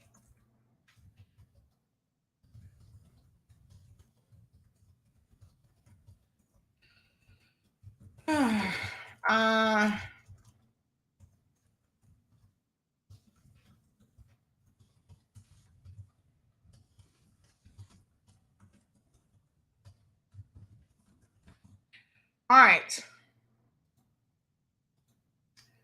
Here's the thing now. Thank you, John. Have a look at this video because this is a little bit next level crazy. Nurses on Long Island are under arrest, accused of forging vaccination cards for a steep profit, even entering the bogus information into the state database. CBS 2's Jennifer McLogan reports nearly $1 million was seized. Behind Amityville's gazebo and historic Main Street, Wild Child Pediatric Healthcare invites in parents and children for COVID-19 vaccines. But prosecutors say the pediatric nurse practitioner who runs the clinic, Julie DeVono, and her LPN assistant, Marissa Arraro, were not administering vaccines. They were selling hundreds of fake cards. Julie DeVono, as owner and operator of Wild Child, is accused of then entering the bogus information into the New York State Health Department database. She's a licensed practitioner that focuses in on young people. She handles a lot of school children. Do you know what the motivation was? I don't know if there's any motivation. I don't even know if she's guilty of any of these allegations. Prosecutors say the duo sold each purported dose for $220, $440 per card. Children went for $85. It was revealed in the criminal complaint that when investigators searched Julie DeVono's home, they recovered $900,000 in U.S. currency and a ledger documenting profits in excess of $1.5 million over the past 3 months. It's money. They want to make money, so they'll do whatever they can to make money. People are very vulnerable. Business owners who operate small shops near the clinic said they suspected something untoward was happening with the amount of foot traffic. It's frightening beyond words, and I'm grateful that it's been put to an end. Break laws, give fake vaccines. It's very disheartening. The anti-vaccine movement was part of a parents' rights rally on Long Island earlier this week, many taking their children out of school to march for choice when it comes to mask wearing and mandates over COVID-19 vaccines. It's unclear if the accused tried to prey on those views. They just don't care. They don't believe that this is something that's real. And they see an opportunity and they're going to take it. Doctors we spoke with say if the allegations are true, besides being medically unethical, forging vaccination cards is potentially life-threatening. From the courts in Central Islip, Jennifer McLogan, CBS 2 News. And if convicted, the suspects face up to 7 years behind bars. Wow. Can you believe it? How much money? Hold on. Nurses on Long Island are... Let's go back and look at the numbers. Where was the little book? Look at this. Look at all the money. the bags and bags of cold hard cash, and they were keeping a proper ledger. $1.57 million in like 3 months. Oh my God. They should go to jail for longer than 7 years. That's crazy. Wow. Greed. And the worst part is they're endangering people's lives. I couldn't believe it. Could not believe it when I saw that. Anyway, yeah, I saw that over the weekend, Sean. I had to shake my head. I was like, what the hell? Oh yes. Let's talk about this, Philip. It's good to know that there are physicians in Cayman who are anti-vaxxers. Although on the record, they're going to say they're not an anti-vaxxer, but their actions say differently. And they are writing exemptions for people not to get medical exemptions for people not to get the COVID vaccine for some of the most ridiculous things in the world. Like I've heard of some people getting an exemption, and I'm thinking, wait, what? And so there is a review of this. I can tell you all that public health is not going to just be accepting these letters so willy-nilly, because public health has the ultimate and final say and whether or not your exemption will be permitted, the chief medical officer. And so they are aware of who these doctors are that are doing this and pulling this shenanigan. If they're pulling a fast one, as Philip says. And so, yes, they're not necessarily going to allow it. And I cannot blame them. Y'all need to do better. I was watching a really sad COVID story last night about this woman in her 20s who's going to have to get a double amputated, like both of her legs have to be amputated. Otherwise, relatively healthy. She got sick with the COVID virus. But because I think she's born or had an issue, a heart issue, it's really taken a toll on her. And she's had a close call multiple times with the virus in terms of being on the brink of death. And now her only chance of survival is to get both of her legs amputated.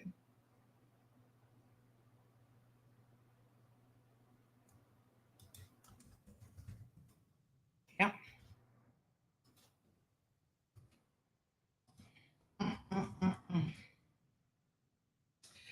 Anyway, what else happened over the weekend? Let me look at my list of things that we're supposed to be talking about. Child, some topics take a little bit longer than others.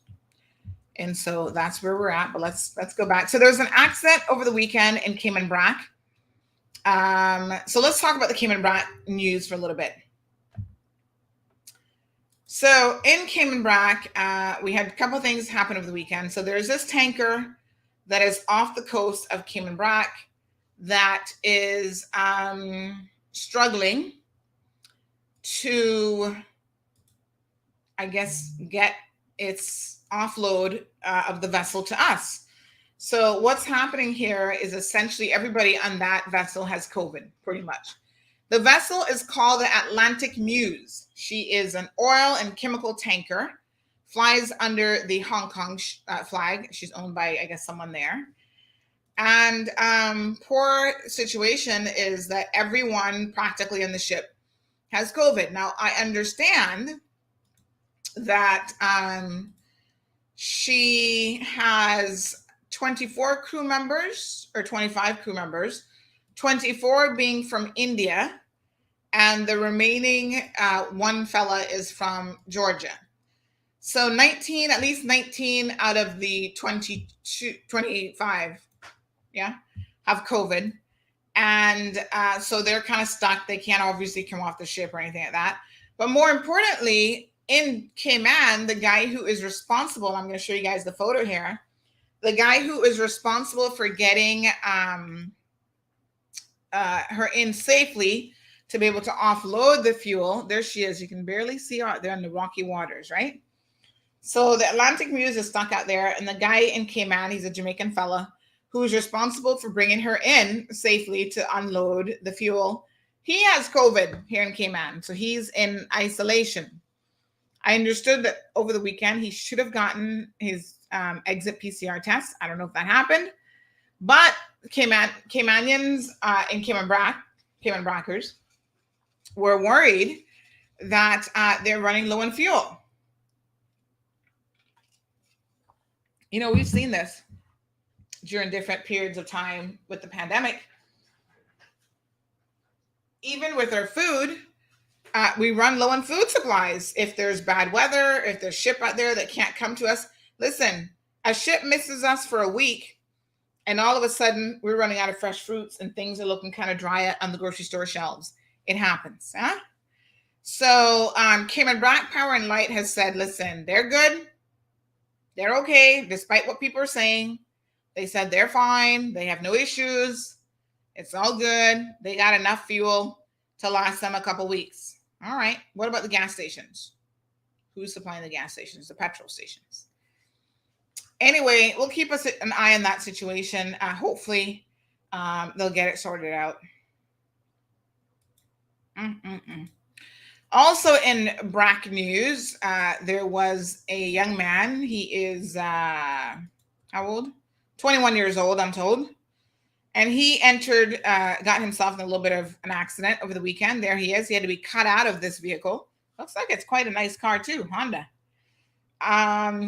But anyway, they had to cut him out in order to save his life. He was unconscious. Looks like he just lost control of the car and ended up in the bushes. I don't see where he necessarily hit anything, but I guess he went sliding down the road. Because here's the, you see the tire marks there? Where it's, boom, in the bushes. So yep, the car is all mashed up. Looks like a fairly new car, like I said.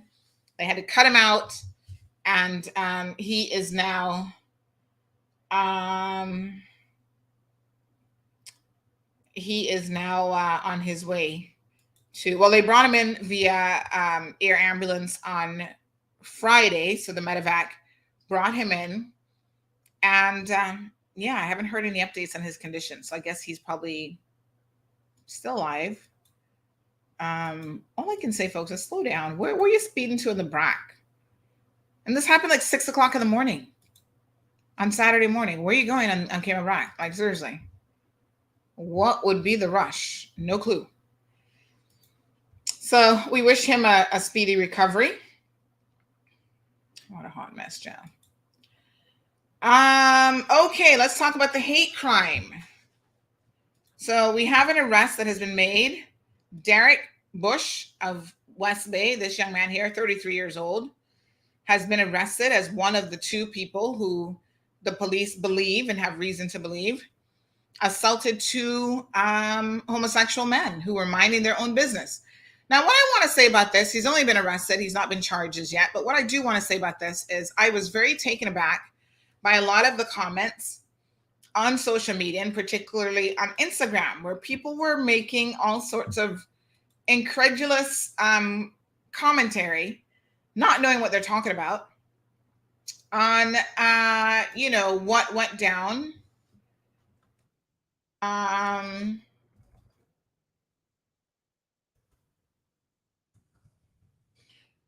That, I was just shaking my head. I'm like, some of y'all not got no sense. Oh, what if this is not, what if this was a love triangle? I was like, what would make you think that was the case? Honestly, how do you conclude, or how do you even speculate that this would have been the situation with these people? Like, I don't even know how they went there. But of course, what occurred to me, quite frankly, is that they are attempting to excuse this man's behavior. Right? About how maybe this was a love triangle that went wrong, and this and that. There's two sides to the story. There's no two sides to the story, my friend. What you find happening is that there are people who are homophobic for whatever reason. Now, I'm very much aware that a lot of people who are homophobic are suppressing their own feelings. Okay? Now, I'm not saying that's the case with this young man, but I'm saying that generally speaking, that's a widely accepted fact. That there are people who are homophobic because themselves can't accept that they are gay or bisexual or whatever. So when they see people minding their own business and maybe hugging and kissing each other, they have an urge to, maybe he had an urge to want to participate and couldn't, and tried to, big up himself in front of his friends. And he and another man assaulted these two men unprovoked. And when I say unprovoked, I know it's unprovoked because there were other eyewitnesses there who saw what happened. Don't know these guys. This isn't a love triangle, because like I said, the comments on Instagram were ridiculous. Like, oh, maybe they all were in it together and then he got upset. What? Don't be stupid. Don't be stupid. That was not what this was, folks. This was straight up a situation where it is what it is. They assaulted two men unprovoked, and they should go to jail for this. I'll make no bones about it.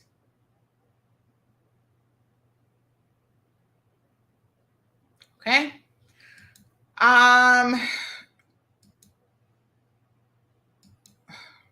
Some days all I can do is shake my head. So Bermuda has, I know what's her name always says to me that I'm mispronouncing it, but I don't really care. That's how I say it. How does she say it? She's saying I'm saying it as a hard, hold on. Let me see how my, let me see.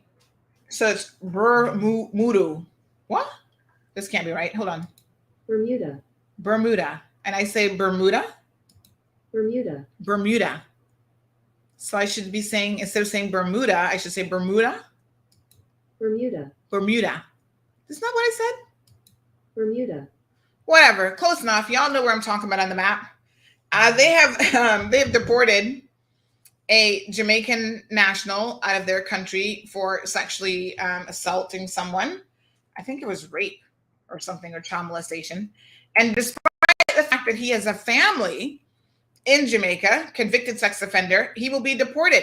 So, some of y'all believe that because you have a family in certain countries that gives you a right of abode and it gives you a right to go there and do whatever you want.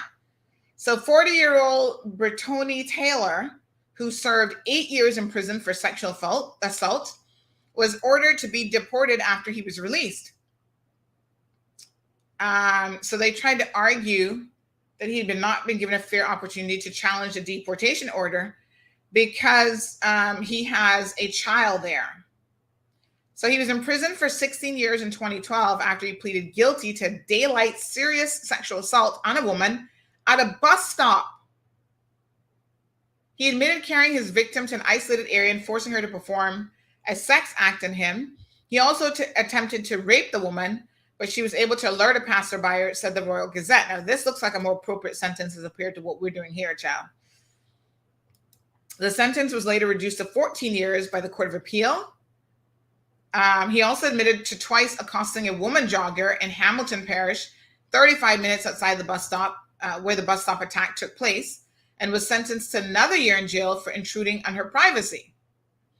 So the governor there in Bermuda signed a deportation order, and he was due to be flown back to Jamaica on a commercial flight on March of last year. But of course, he appealed it. And because of the COVID protocols, there was a delay. But guess what? Their courts have said, bye-bye, son. Go back to Jamaica. Make them have you as a problem case since you're the Jamaican national, which seems only fair to me. What occurred to me here, regional correspondent Renee put this story up.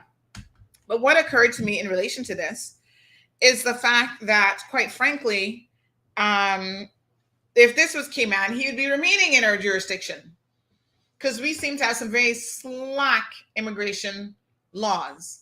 And they always seem to be able to appeal. And then the court said, no, they have a right to enjoyment of family and they should be able to stay. At what point do you lose your rights, enjoyment of family and everything else when you are a rapist and a criminal and a sexual offender and all this kind of stuff? I'm actually watching a case right now, and I've said before, I don't want to say much about it because, it's a jury case, but it's going to be a very similar situation if he's convicted, which I sure hope that that's the outcome, but we'll see. So this guy is from Jamaica. Some sitting there thinking, because he has family connections, even if he's convicted, somebody here is going to be arguing that he should be able to remain in the Cayman Islands. I think we need to review some of our laws because they're wanting to use the the human rights, Bill of Rights and all this kind of stuff to help criminals stay. Thank you, Natasha. She's giving me the phonetic spelling, pronunciation, Bermuda. And what am I saying? I'm saying Bermuda? No. What am I saying? Bermuda. Whatever. I'll probably never get it right because it's probably one of those words that is so embedded incorrectly in my head that it's going to be what it is.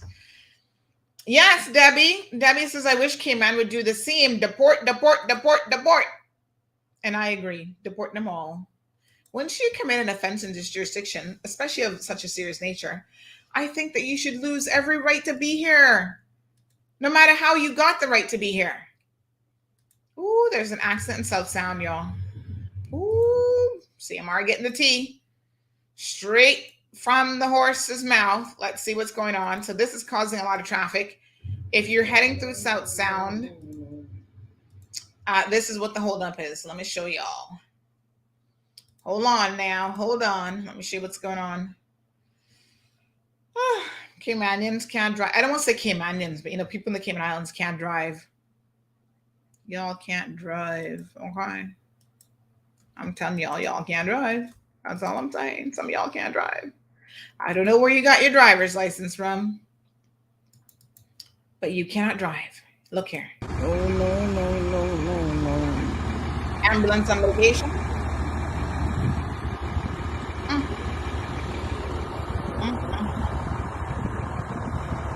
Fire rescue for all of that? Whoa.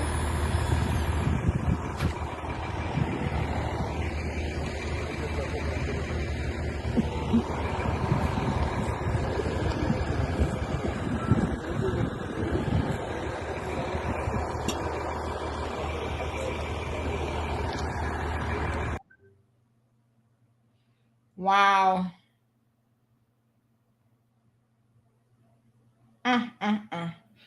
Well, it didn't actually look that bad, so I don't know what happened, why the ambulance was called. But sometimes, this is what happens. You look at an accident, and you're like, oh yeah, an accident don't look too bad, and then it ends up being much more serious than you thought, for a number of different reasons. Maybe the person was an elderly person, or maybe they, I don't know. There's all sorts of reasons why this could be happening. So this is, I think, at the entrance of South Sound. Someone had messaged earlier about, what had happened. Oh, I see. Let me show you guys a picture here. The what type of car is this? You guys might have to help me out here. I'm not very good with models of vehicles. Hold on now. Let me show you all this one. So this ran into the little, this ran into what looks like a Honda. Let me see. Is this an Infinity? I'm the worst at some of these car symbols, child. Hold on now. Let me see here.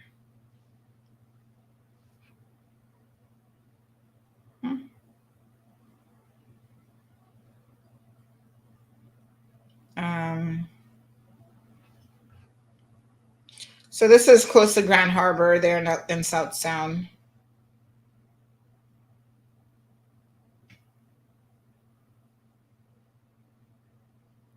So ambulance and fire rescue are on location. And what a hot mess.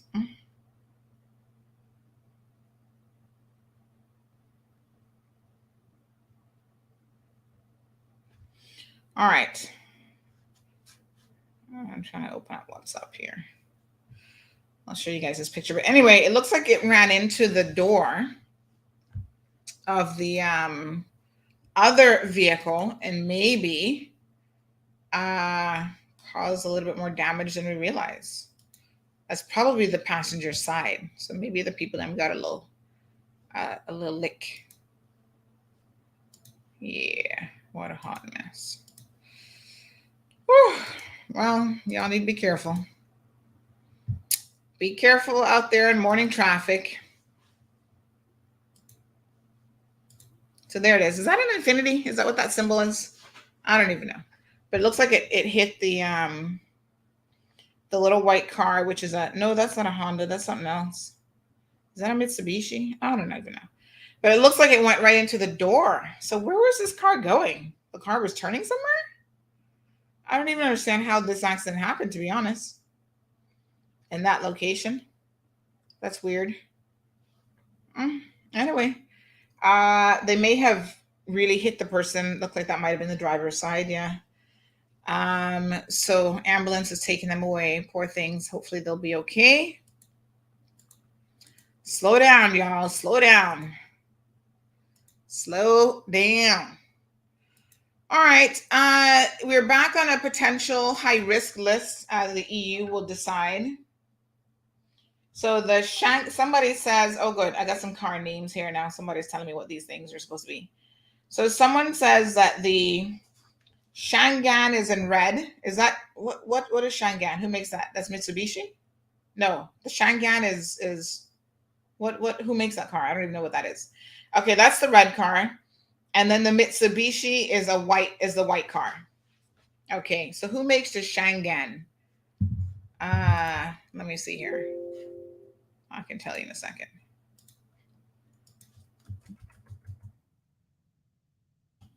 That's a Ford? No. Who makes that? That is who is that? It's a Chinese car? Called a Shangan? What the hell? I don't know these people. Shangan International, that's the actual brand. It kind of looks a little bit like the infinity symbol. Oh, it's a Chinese car. Oh, really? Oh, sure, how much I know. Anyway, yeah, be careful, folks. Shangan versus a Mitsubishi. All right, there you have it.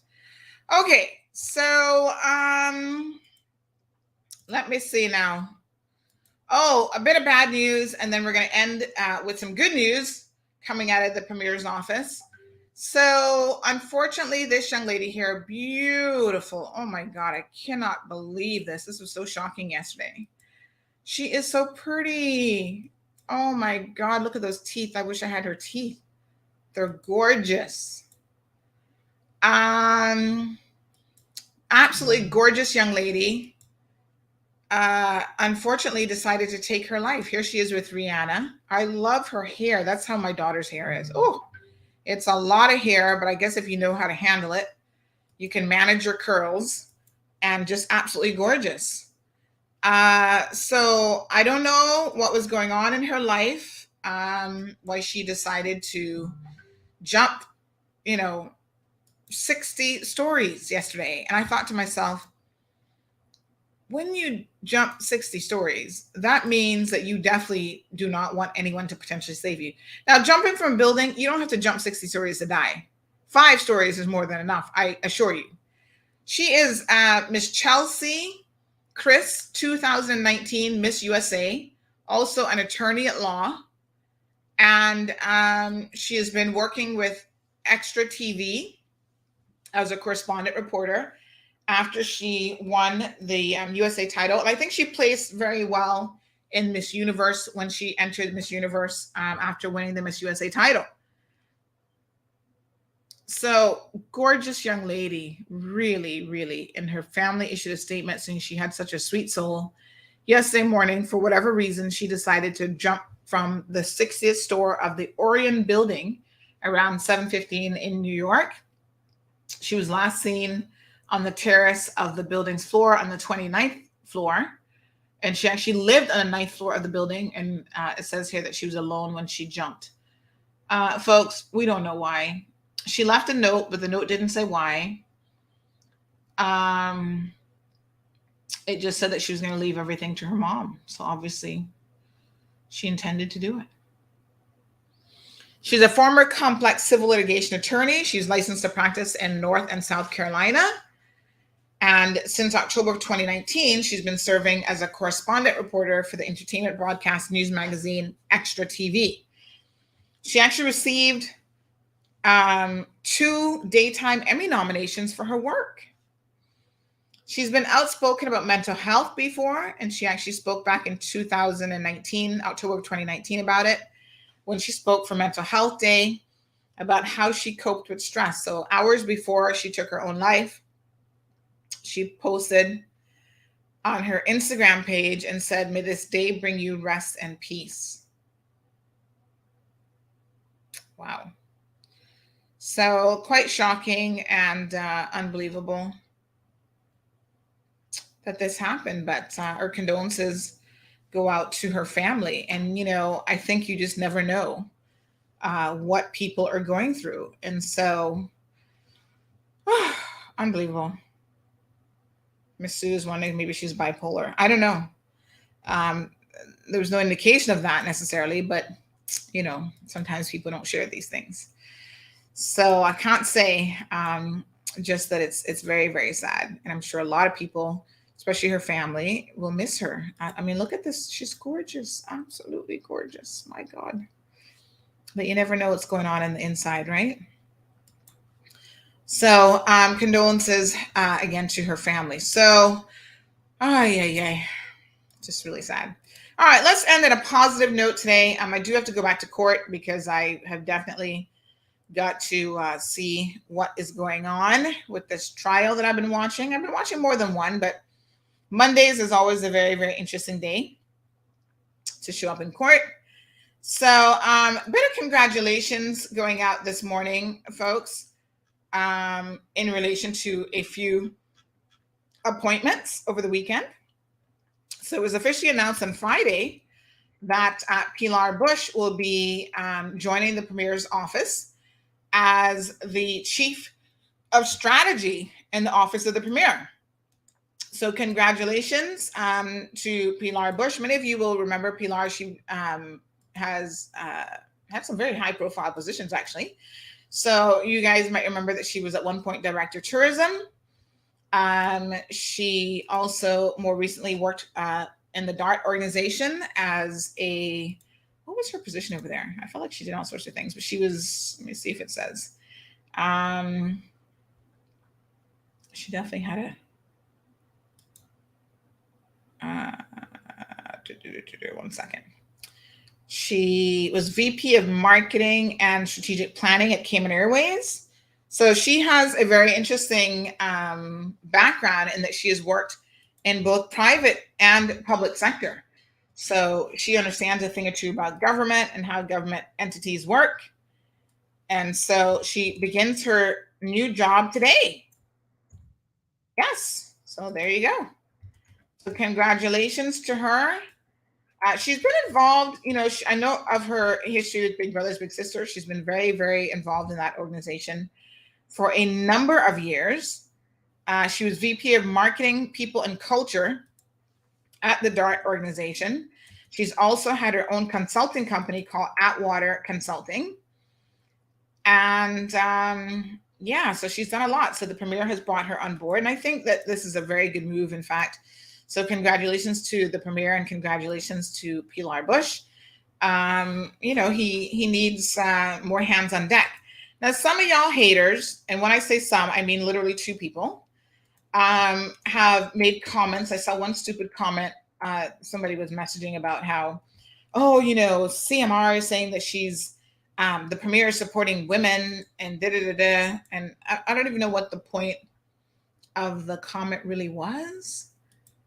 But I think it was an Instagram comment that was just ridiculous. I'm like, what's the point that you're trying to make? I'm not really quite understanding the point. To say, this is discriminating against men. Some of y'all ain't got no sense.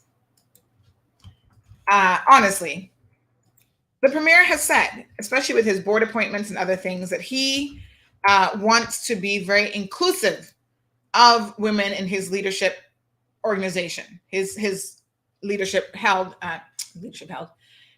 what's the word that I'm looking for?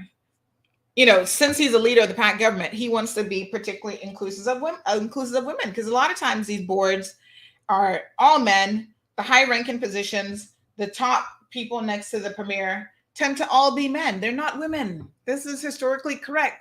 So how are we now disenfranchising men? Like, that's just dumb. Y'all ain't got no sense.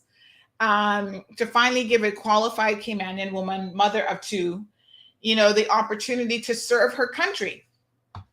And I want to say this because somebody else started to say, well, how can she serve her country? We know she's going to be looking out for DART's interests. And I was like, what? Really? Y'all need to behave. She resigned from the DART organization, I think some 3 months ago. And in addition to that, she also, you know, I feel like I can say this without being contradicted. She would have taken a pay cut, I'm sure, as VP of whatever over at DART. This young lady was making a very decent salary. And I think it's sad that you guys don't understand that sometimes for some people, it's not about the money. It's about trying to make a difference in your country. And sometimes you will walk away from better jobs and more money for other things that have nothing to do with money. Trust me, I know. And so it's a little bit, it puts me off a little bit when people then turn around and question your motives, not even having any of the facts available to them. And assume that because you previously worked for the DART organization that somehow you're going to be DART's mouthpiece. Let me assure you, in no uncertain terms, that the DART organization is more than capable of handling their own business. They don't need to tell Pilar, oh, resign from your good paying job, your better paying job over here. Go and work for the government, and then you can help us over here. No, not required. That's all I'm going to say about that, because I don't feel like I need to give this any more attention because it's just stupid. Debbie says, congrats to Pilar. Exactly. Cameron says, come on, Sandy. We have a whole heap more than 1 or 2 haters around here. Yes, child, we know. Cameron makes a good point that if we only had 1 or 2, we'd be so much farther ahead than we are. Amen. Hallelujah. You know it. And in fact, speaking of haters, y'all know I had to do a special video over the weekend talking about a particular hater. And this is all I'm going to say about it, because I made my position very clear. And there was a lot that I could have said in that video that I still was trying to be as professional as possible. I'm talking now to Mario Rankin. So I fired a warning shot at Mario. And this will be the only and the final, I shouldn't say the only because I've spoken about him before, but this will be the final warning that he gets before I commence litigation on his behind for telling lies on people. You're entitled to your opinion, but you're not entitled to make things up on people. And he said some very egregious things about me that are completely false, and he knows that they're false, right? So whilst he is concerned about, that I have a criminal record, he needs to talk about his own criminal record. Stealing of jet skis when he was an immigration officer. At the age of 16 years of old, breaking into the Vigoro nursery across from his house. And those are the reasons why he can never run for political office in this country, because he's a thief. Now, one thing my Aunt Lottie taught me, Aunt Lottie's pearls of wisdom, being a thief and a liar is nothing to aspire to in life. And those are 2 things that I work exponentially hard to never be called. And when someone goes out of their way to call me a convicted, 3 times convicted liar, I'm going to have a problem with you. And I'm going to take you to task on it.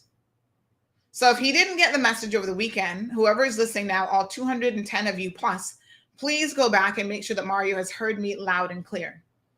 Son, the next time you open your mouth about me, the results will not be in your favor. And I can tell you this without a fact. As a fact, sorry. Nobody wants to sit down and have a real conversation about how you could go and borrow $1 million from CIDB and they had to take you to court because you wouldn't pay it back. And you put up your family, your wife's family property as collateral.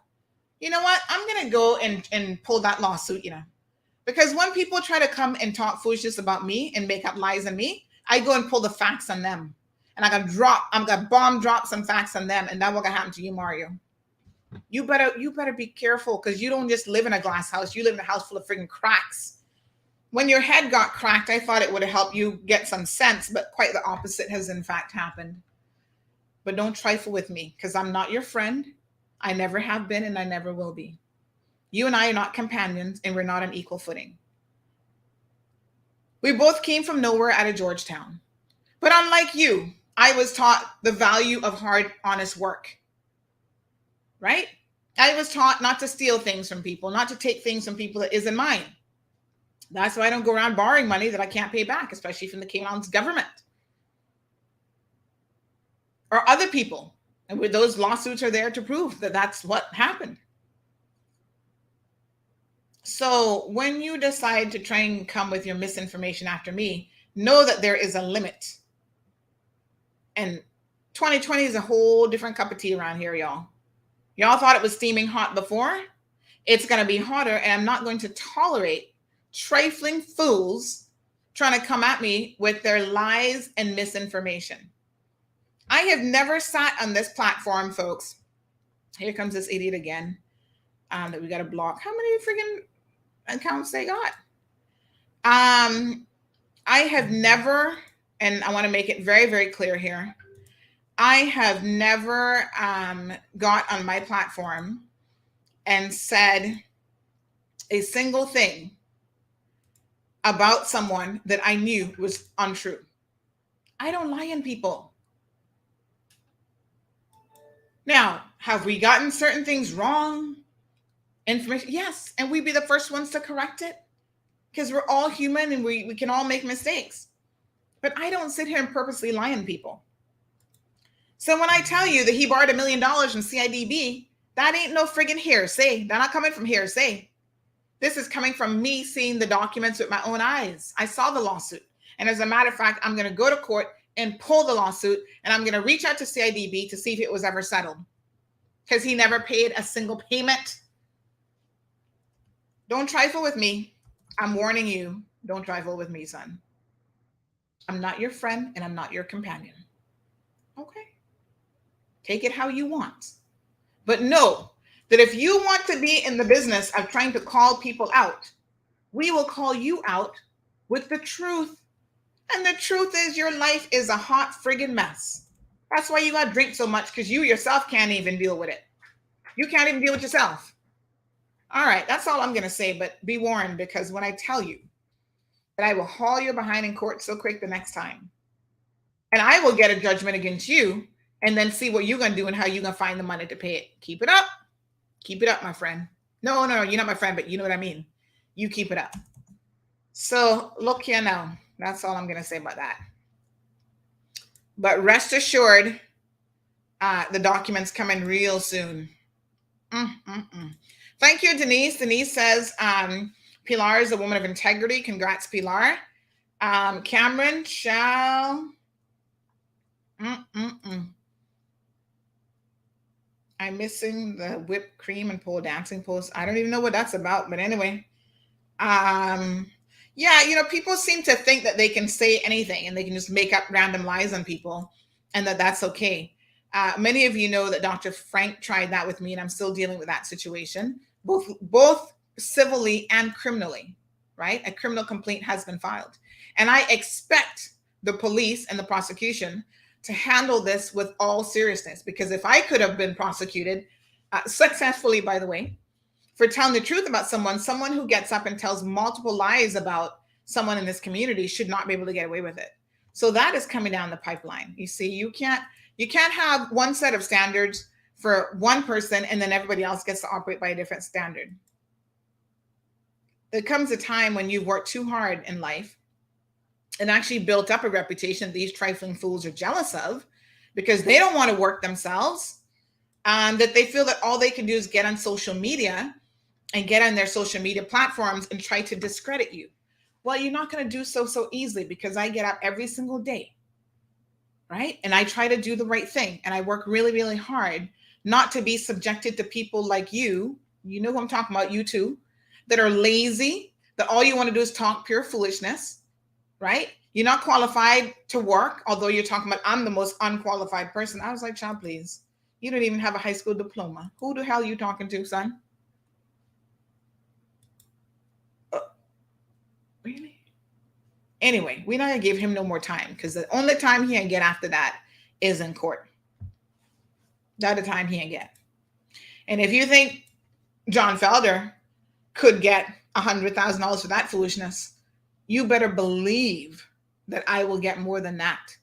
Every single video you do mentioning my name with your fake information is now being saved and archived. Because when the lawsuit gets dropped, all of that, the entire history of it, Mario, will be in the mix. So y'all go pass that message on to that fool over there. But you know what's getting him all his panties all up in a bunch? Let me show y'all. Let me show you what it's all about. Tell me, oh, he don't know why we got followers. Poor him. Yeah, he wouldn't know. He wouldn't know the formula because he don't know nothing about doing anything successful in his lifetime. Here we go. Bomb drop. Where's my air horn? This is what got him over there, all up in arms. Look at this. We keep going up. 6.3. The other day I shared with you guys that we were like at 6 point something, 1. And it just keeps going. Now we're at 6.3 million on Facebook alone that our page has reached. Hallelujah. 48,798 followers. They're upset because they only got like 900. What a hot mess. Stop being jealous of other people because you don't know the hard work. You don't know the hard work that people put into their lives. You know what I'm saying? People get up and work hard. Just because you're not working hard don't mean other people doing that. Ay. All right, let us end with a what's my readings that I like to do now? I'm trying to remember the name of it. The Daily Ohm. Let's see what the Daily Ohm has in store for us today. I feel like we need some positivity around here. All right, today's inspiration. Yes, honey child. This one sounds like a good one. It says, oh no, that's not the Daily Ohm. Where's the Daily Ohm? Hold on. Strengthen your, oh no. Where is it? Inspiration. Is this it? Okay. Here we go. Y'all take a little note here of the positivity. Jared says, hallelujah. That's some stats. The stats don't lie. Yes, my dear child. I know, Cameron, because the more we trend, the more the scammers find us. That's exactly what it is. You're right about that. That is the one downside of being so incredibly popular is that the scammer is finding you too. And we don't want them to be harassing our people. All right, this one is called prayer and meditation. It says prayer and meditation can offer us different experiences and both can be powerful tools. Yes, some of y'all need to find some prayer. So prayer and meditation are similar practices in that they both offer us a connection to the divine, but they also differ from one another in significant ways. Put simply, prayer is when we ask the universe for something. Y'all be asking God. And meditation is when we listen. When we pray, we use language to express our innermost thoughts and feelings to a higher power. Sometimes we plumb the depths within ourselves, and allow whatever comes to the surface to flow out in our prayers. At other times, we pray words that were written by someone else, but that express what we want to say. Prayer is reaching out to the universe with questions, pleas for help, gratitude, and praise. Meditation, on the other hand, has a silent quality that honors the art of receptivity. When we meditate, we cease movement and allow the activity of our minds and hearts to go on within us in a sense. Without us in a sense. Eventually, we fall into deep silence, a silence that underlies all the noise and freight of daily human existence. In this place, it becomes possible for us to hear the universe as it speaks for itself, responds to our questions, and sits with us in its silent way.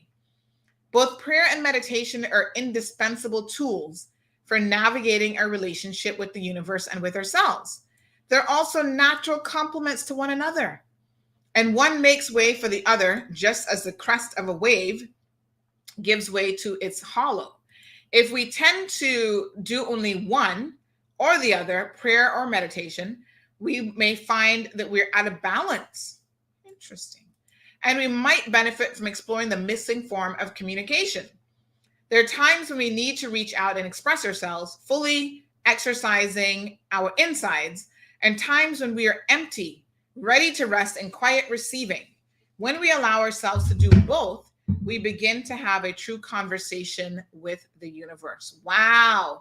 I had never thought of prayer and meditation being kind of the opposites of each other, but again, it's like the yin and yang. You kind of need them both. I'm going to take away quite a bit from today's daily and positive message because, yeah, I definitely need to meditate more. We can all do it. All right, good, beautiful people. That's all I've got for you. It's Monday. Oh, by the way, one more congratulations to Christina Bodden. I remember little Christina when she was in my junior achievement group. Remember Melanie? She was at your house and we were making little teddy bears and whatever. Big shout out to Christina. She's made partner recently at Maples and Calder. We're waiting for the day when Caymanians can make equity partner. But anyway, I guess even the partnership that you have to pay for is something better than nothing. Congratulations to Christina Gordon. Sorry.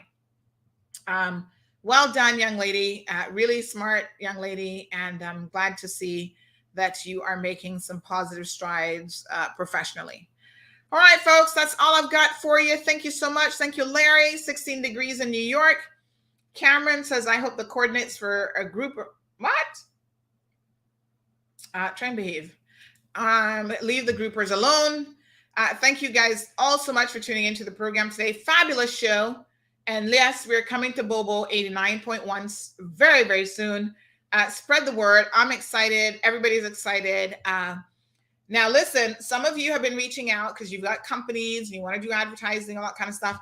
Let me suggest you do it early. Do not wait, because waiting will be, unfortunately, to your own detriment. I'm just saying. You wait too long, there's only so many commercials I can play on a radio show.